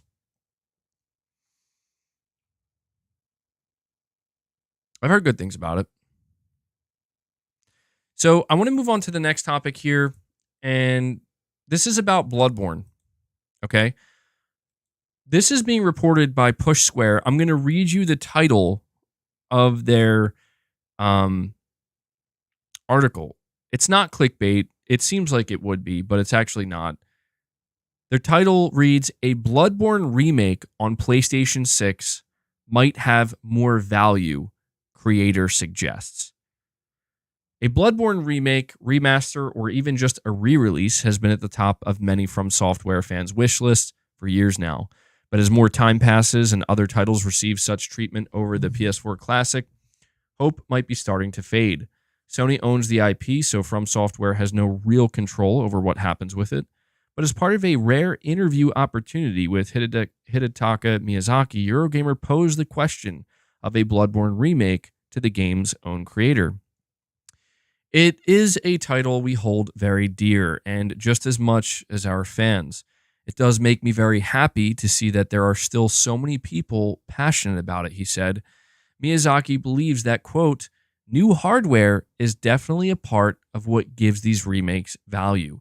And that things like," he says, "and that things like being able to render specific expressions sometimes makes it possible when it wasn't before on an older console."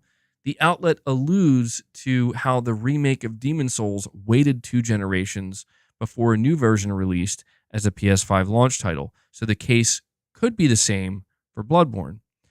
Quote, "However, I wouldn't say that's the be-all and end-all," he adds. "I think purely from a user perspective, modern hardware also allows more players to appreciate the games. And so it ends up being a simple reason, but as a fellow player, I think that accessibility is important. I think that can be a driving force between bringing an old game to a new platform, end quote.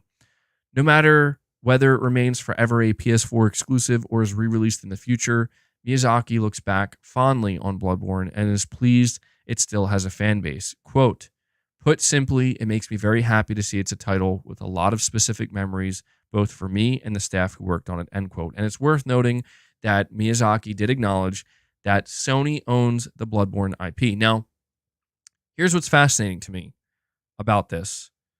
All right. I don't want it to seem like I'm trying to connect dots where there aren't any. But just a couple of weeks ago, I think it was actually like 2 weeks ago, there was a rumor from a reliable insider who's gotten things correct in the past. I think their name is I'm No Hero or something like that, or I'm a Hero Too. They said that Bloodborne Remake was greenlit for PlayStation 6 and has entered the early stages of development, and that it was at one point considered for PS5, but they decided to scrap it for PS5, and they're going to focus it to basically be a PS6 launch title. Find it very fascinating that we got that rumor a couple of weeks ago, and Miyazaki is talking about, like, yeah, a remake of Bloodborne on new hardware could be a thing, would make sense, could work. I don't know. I'll be honest with you, man, like, if Sony were to remake Bloodborne, I think they would tell From Software, at the very least, to see if they want to be involved. So, I don't know, man. I don't mean to make it sound like I'm grasping at straws here, but I almost wonder if he's just like kind of, you know what I mean? Like just kind of nudging everybody like, I don't know, new hardware could be the perfect time to remake something like Bloodborne. Kind of like Demon Souls. It's like, I don't know, man. I am of the mindset that, listen, if you're Sony and you want to sell a PlayStation 6, you want to sell a lot of PlayStation 6 units. Maybe you're a little bit nervous. How do we build enough momentum for the launch of the PlayStation 6 to get it off to the strongest possible start? Well, I'll tell you what. You bring out a PlayStation 6 exclusive Bloodborne remake, you're going to do just fine. You're going to do more than fine.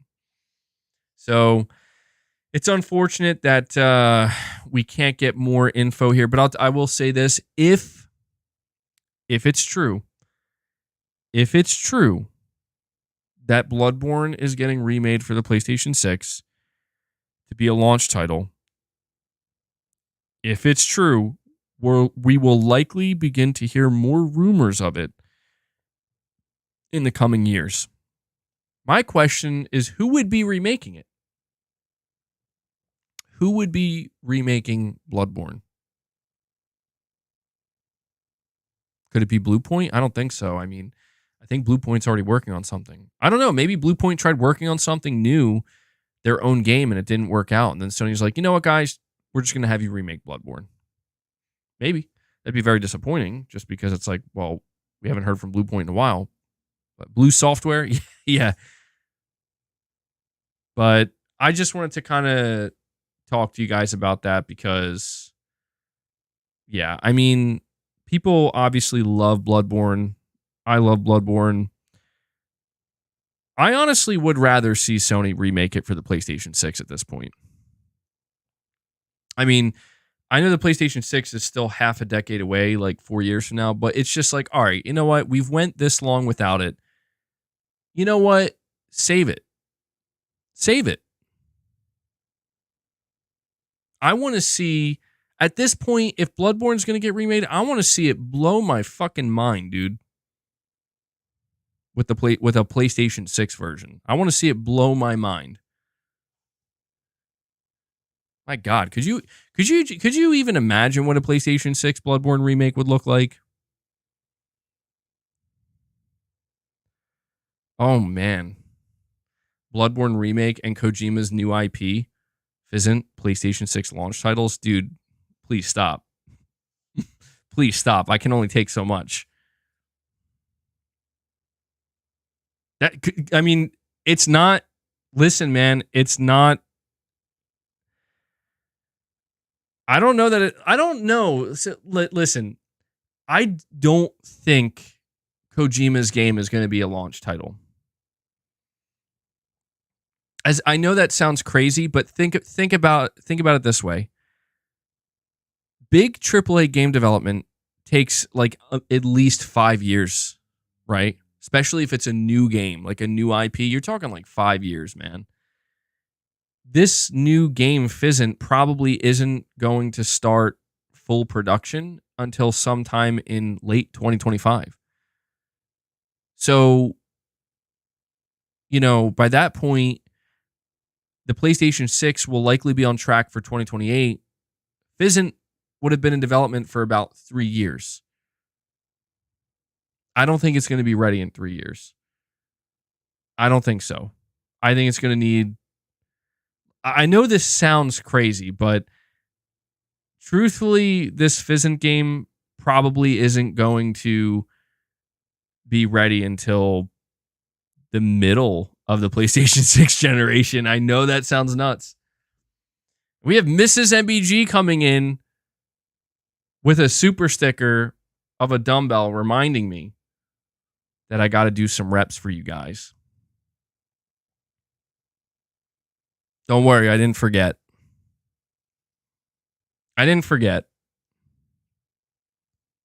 But yeah, man, I'm very... Look, it's I know it's a little bit ridiculous to some people to be talking about the PlayStation 6 when it feels like the PS5 generation didn't really truly get started yet. But it's, it's no different than when conversations of the PS5 started to kind of occur in like 2016 and 17. There were murmurs and some rumors and reports about the PS5 then, and they only increased as we got closer. So that was the final topic I had for you guys. Let me get a couple things sorted here, and then we'll do some reps.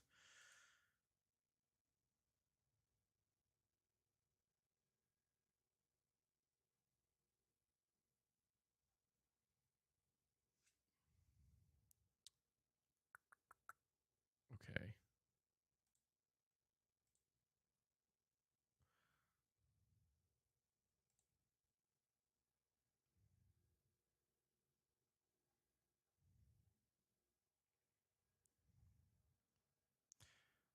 One more minute here, guys.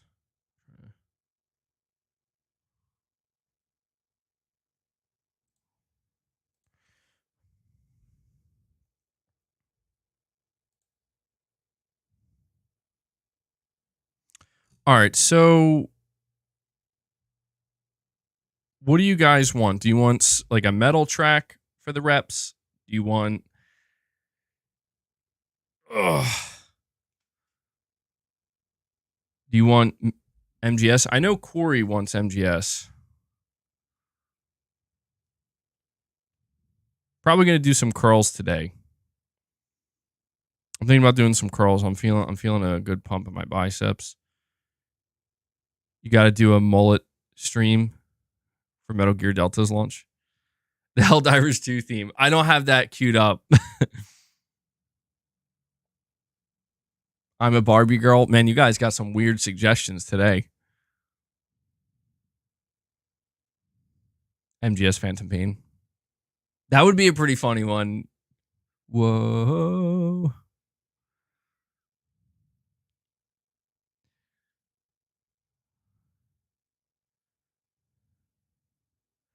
You must. Helldivers 2.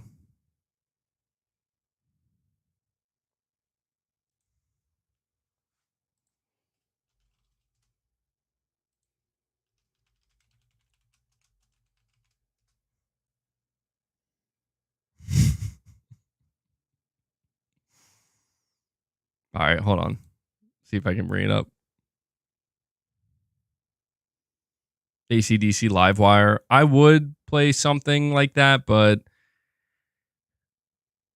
I think it would get copyrighted.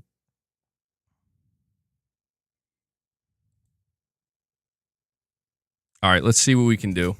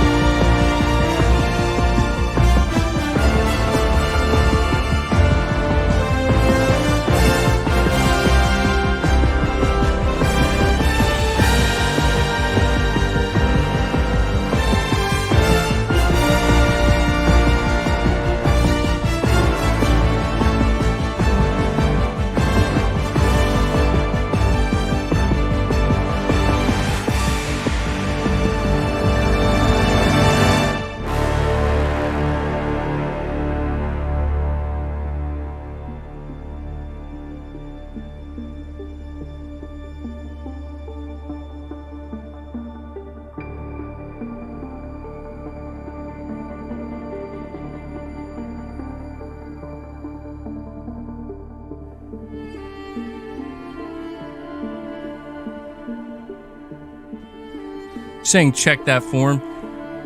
I'm trying to go strict, man. The lactic acid is building up quicker today.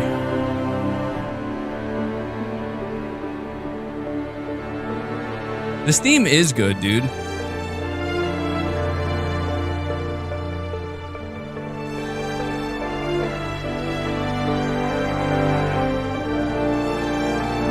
Hold my liberty.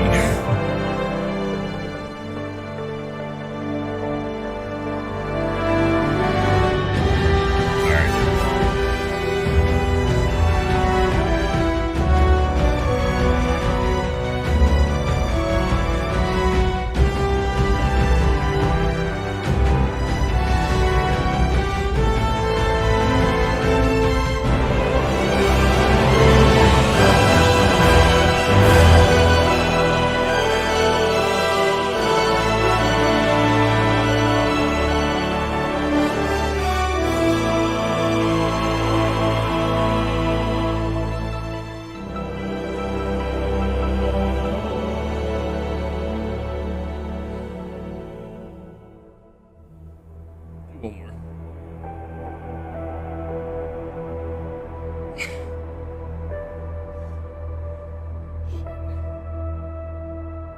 That's the Helldivers theme. Yeah, it's a pretty epic theme, man. It definitely changes the feel. Good shit. You never made it to that part of the song? Well, there you go, bro. There you go. Ooh. I feel like I'm making progress. I feel like I'm getting there a little bit. A little bit. We're making some progress.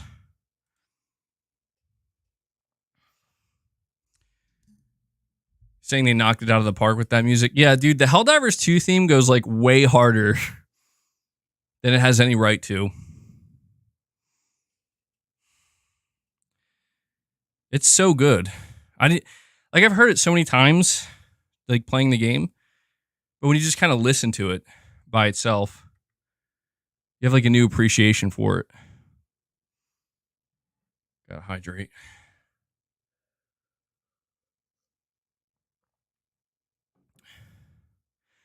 Whew.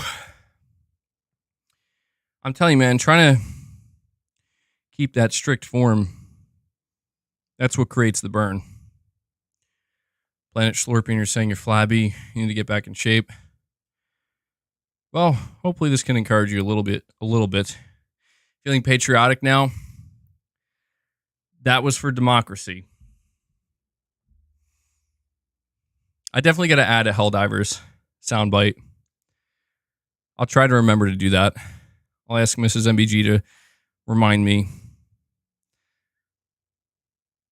There are like multiple things from Helldivers 2 I could add to the soundboard. That would be amazing.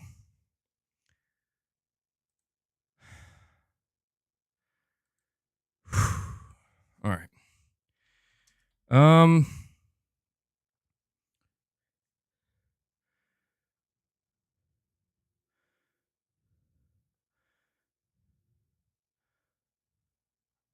Well,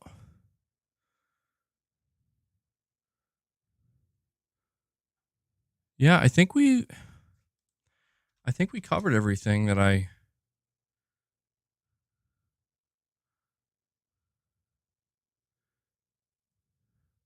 Sorry. I'm just checking to make sure I didn't. Sometimes when I'm streaming, certain stuff comes out. And I'm just like basically double checking right now.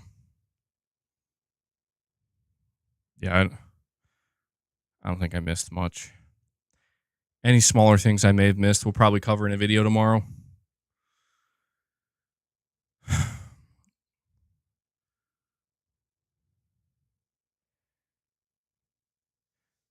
What's up, Laurent? You just missed it. Laurent, you just missed it. We did some reps, bro. We did some reps to the Helldivers 2 theme. I should just make that a short. I'll just title it For Democracy. For freedom and democracy.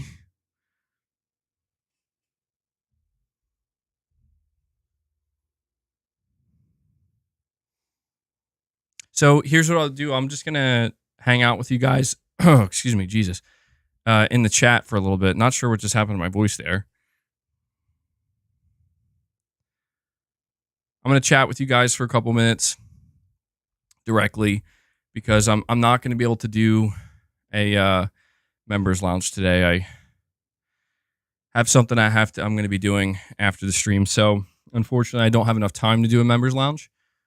So at the very least, I'll chat with you guys here a bit. But for anybody who was gifted a membership today or became a member, again, you have access to all the other members lounges, and there will be plenty more coming, certainly.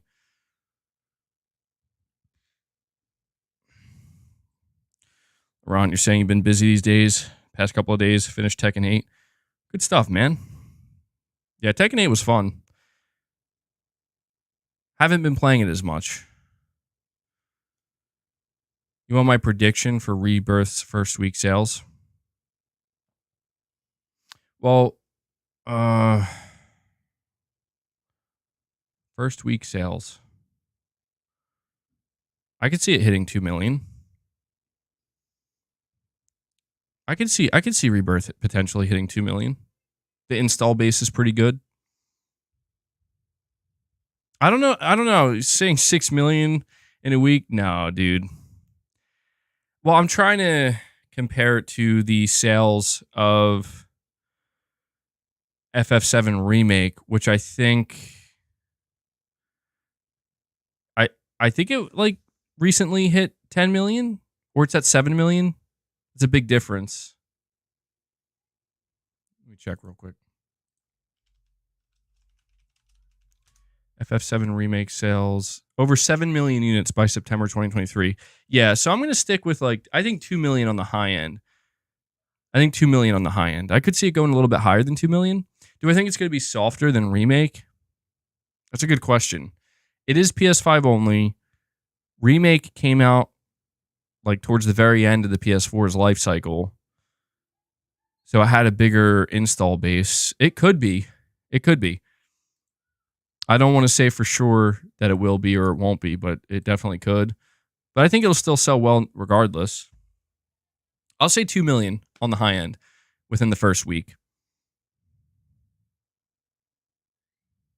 You know what? Yeah. You're right. You're saying FF16 did 3 million in the first week. Let me revise this.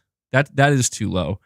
Because if Final Fantasy 16 can do 3 million in 1 week, all right, I'll say 3.5 mil in a week. I'll say, in a full week, 3.5 million. I guess I was being way too conservative. Because Final Fantasy 16 did that with a smaller install base. So, yeah. Saying this is a system seller, people will buy a PS5 for Rebirth if they don't already have one. Yeah, that's true. That's true.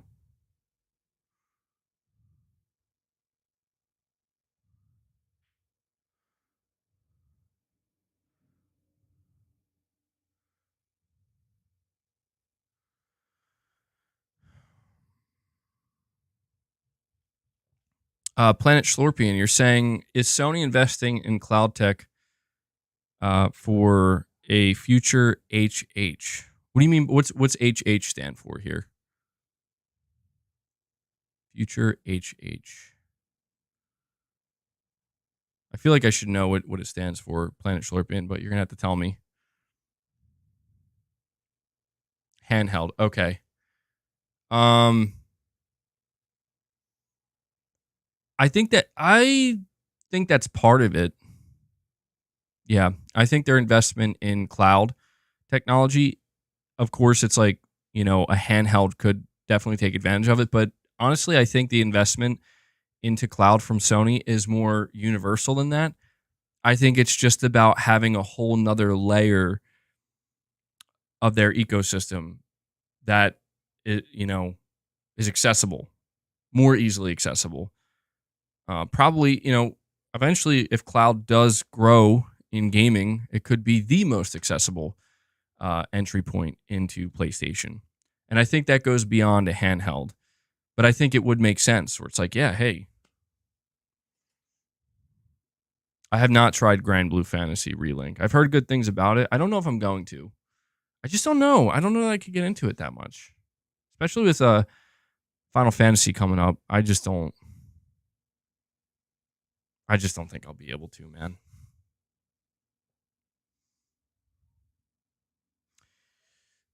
Titus Crow, you're saying, Laurent, yep, I totally get it. My feet are bad with the diabetes, nerve pain. I can't have covers on them. I don't know exactly what you guys are talking about, but I have this thing, I guess, in my neck. I don't know. I guess it's like my disc in my neck. And this is something that has developed in the past year where I've always had problems with my neck on this side, something with the disc. But when I move my neck in a certain way, or if I like keep it in a certain position, where something gets pinched and it creates numbness in my two fingers, like all the way, like I could feel it all the way down, like my two fingers. It's like pins and needles all over, and it only goes away when I move my neck. But again, it's in certain. It's only when I am like keeping my neck held in certain positions. Yeah, probably a pinched nerve or something, or a disc, but it developed this past year. I've always like had like kind of neck pain, but that numbness and tingling, that's more recent. So that's why I try to be really, especially when doing like anything overhead presses, I try to be very careful. You have a herniated C6 and C7, start doing back exercises. I'm trying to, yeah. I did a back workout on Tuesday, I believe, and I went really light. I didn't go heavy at all. I was just focused on lightweight, good form, higher repetitions, focused on the movement, focused on the quality of the reps, focused on the blood flow. Yeah, pinched nerves really suck, dude. Not that it's cheap, but physical therapy exercise works. Simple but very effective. can do it at home. Yeah, I might look into it. If it gets worse, I might look into it. I carry a lot of tension in my neck. You know, I carry a lot of tension in my everyday life, but most of it seems to be in the neck. You know, at least a lot of it. Like that's where I feel it the most. I think that's normal for a lot of people, though.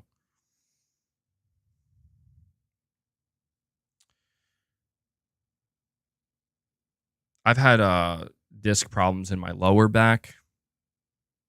They haven't been as bad, knock on wood, you know.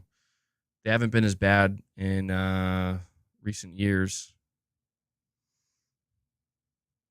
You hurt your leg from sports and your ankle pain comes every once in a while.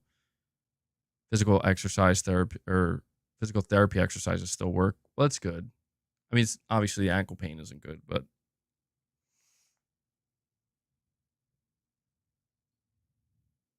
MBG, you should be really careful with your fitness. I did it as well before my leukemia. Oh, I'm sorry to hear that. I know you had leukemia, man. Very sorry to hear that. I was off to a good start, though now, of course, I can't really do much of anything anymore. Yeah, I'm really sorry to hear that, Laurent. That's sad, man. I guess just, stay strong. I know that's easier said than done. Trust me, I know that. But yeah, I'm trying to take care of myself, man. It's, if there's one thing that I have learned now that I'm a little bit older, and I think anybody that gets a little bit older eventually realizes, is you take your body and your health maybe for granted a little bit when you're young. And it really does kind of take a bit of aging and some wearing down pain to kind of start to make you realize shit. But I'll try my best to. Yeah, I'm trying to be careful, man. Honestly, I'm not trying to lift heavy. I'm very injury prone with heavy lifting for some reason. Your wife broke her back after having surgery, put both out of commission for months. Oh, that's horrible.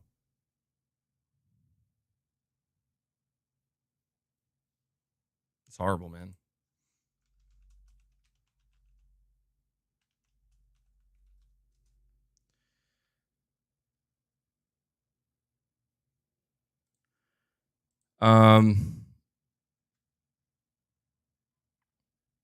Planet Schlorpian, or sorry, Laurent, I almost missed your super chat here, buddy. You're saying just a quick little thank you, MBG. Raps. Yeah. Dude. You don't have to thank me, man. I thank you guys. I want to thank you for all your support. This community is awesome. Thank you, Laurent. Planet Schlorpian, you're saying MBG, your favorite John Carpenter movie? Well, let me see here. I'm familiar with John Carpenter. I know I've seen many of his movies. I have to see a list though. I have it up in front of me because I'm certain there are films he's made that I've watched that I wasn't fully aware that he made them.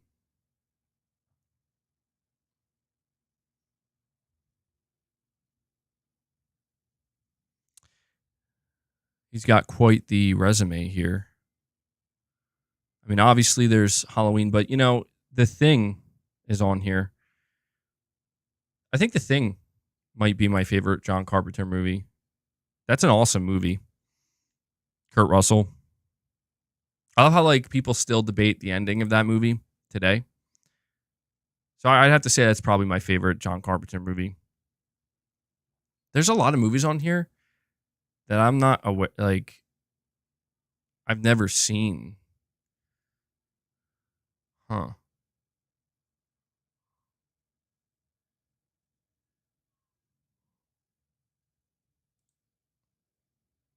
I think John Carpenter's really into video games too, isn't he? He's like a huge gamer. Did he do Big Trouble in Little China? I know there was a video game of The Thing as well.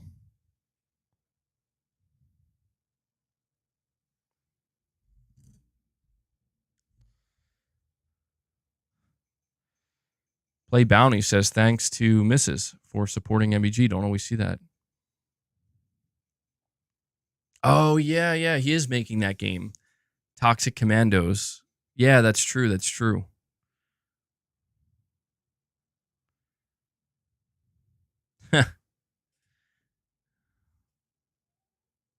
It's interesting to think, too. It says here he did Escape from New York with Kurt Russell, Snake Plissken.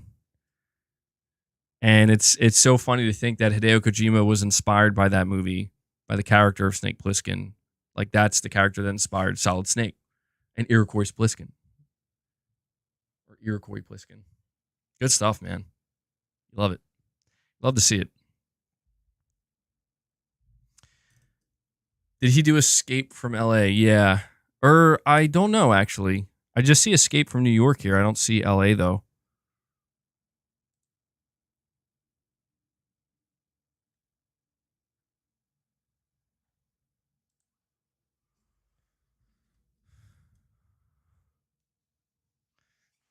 Kurt Russell's a great actor. Yeah. Kurt Russell's a really good actor. You think he produced it?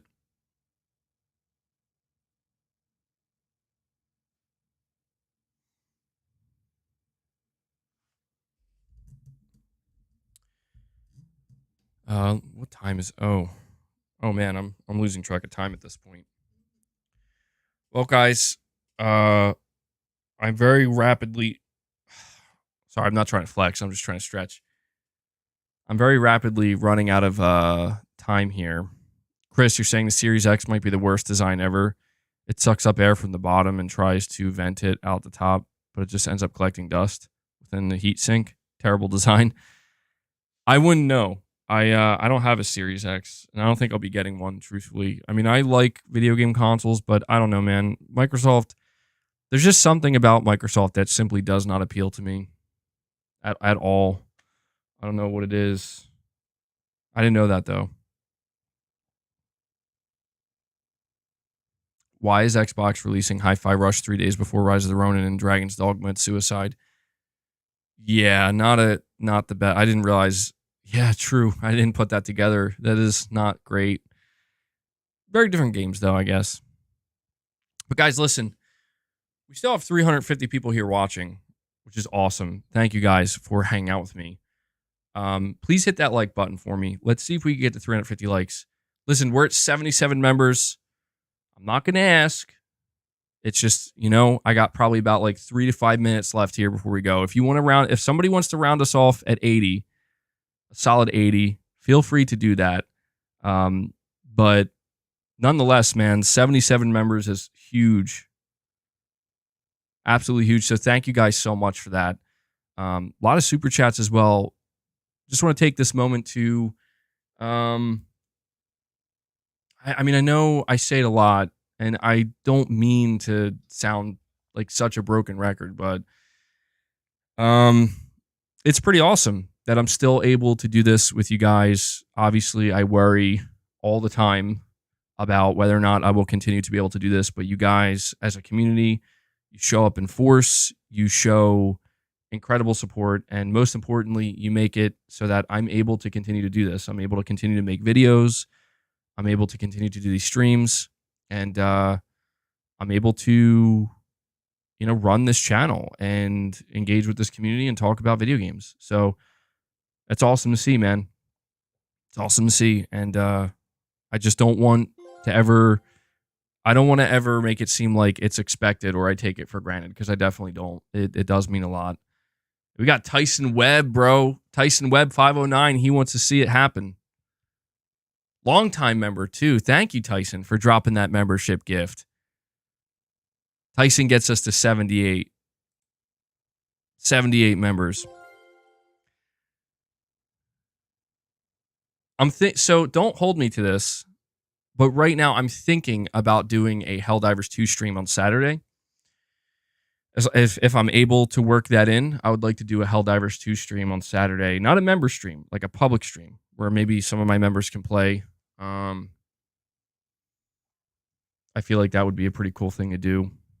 T-Bomb.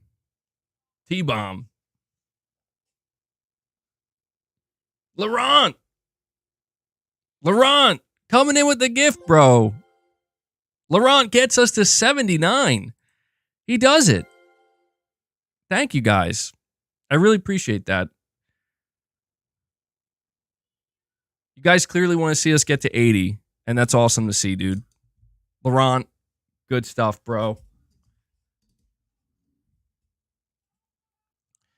They're trying to keep me here. No, I know, dude. I know. Hey, it's all good, man. Silent Spartan comes in out of nowhere. Silent Spartan is still here, bro.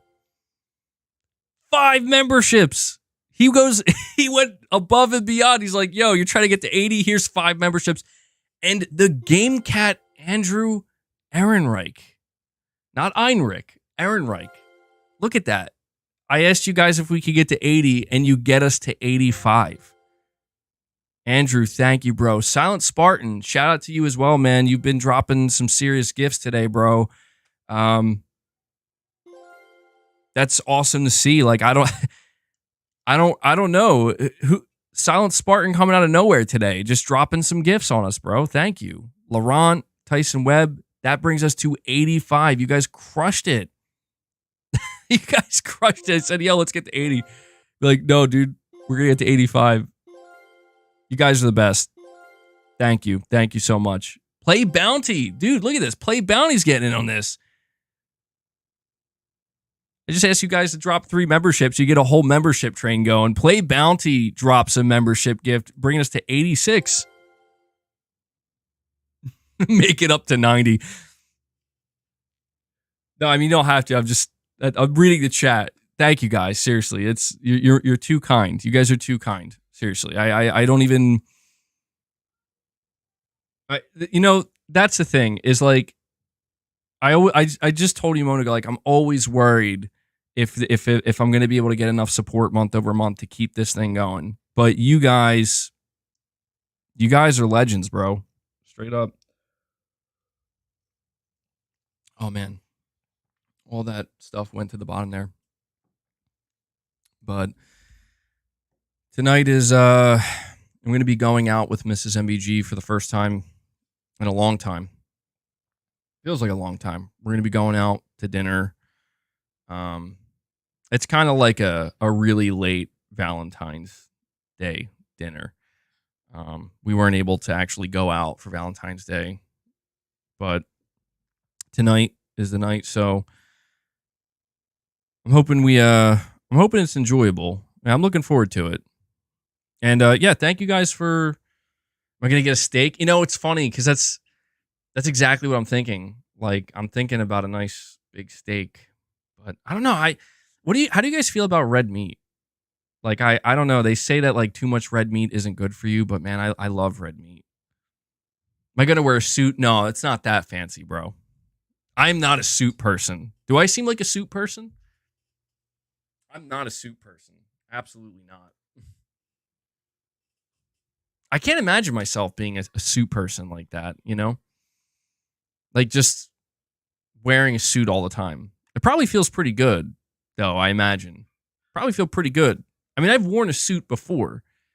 Not that many times in my life. And you always do kind of feel good. I don't think red meat is bad for you. I think it's red meat with starches or a lot of starches and a lot of carbs. Because if you think about what red meat is, it's protein, it's saturated fat. Saturated fat is not bad for you. Saturated fat is extremely good for you. But do you know what makes saturated fat bad for you? When you combine saturated fats with sugar, with carbohydrates. That combination. I mean, a little bit of carbs is fine. Carbs with fiber, like vegetables, potatoes, I think are okay. But it's like if you're eating, like, dude, see, this is where I'm so guilty. My favorite food combo, I don't eat it that often, to be clear. But one of my favorite food combos is steak, nice big juicy steak with pasta. Oh my God. See, now that's bad. That's real bad. Not even like, whole wheat pasta. I'm talking just like the refined white, pasta. Steak and shrimp. Hey, you guys are getting me hungry now. But yeah, I want to thank you guys for making the stream so good today, man. Really. It was a good time. I had fun talking to you guys. I think we had some good conversations. White pasta is the only pasta. Processed red meat is pretty bad, apparently. Yeah, I mean, most processed foods are bad for you. The reason why processed foods are ultimately bad for you, I mean, I'm still guilty of eating them. I try to limit it though, but what makes processed foods bad for you is the fact that the more processed it is, it takes out the actual nutrients most of the time. And what makes it worse is it's just putting in like extra stuff that you don't actually need. That's just basically toxic to your body, like preservatives and whatnot. And it's like, yeah, you can see how that's pretty bad.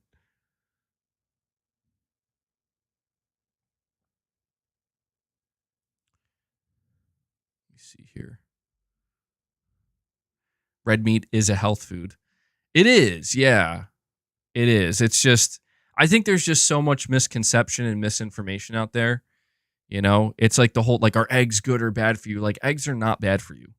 Eggs are extremely good for you. But everyone's like, oh, doesn't it make your cholesterol high? High cholesterol isn't bad for you.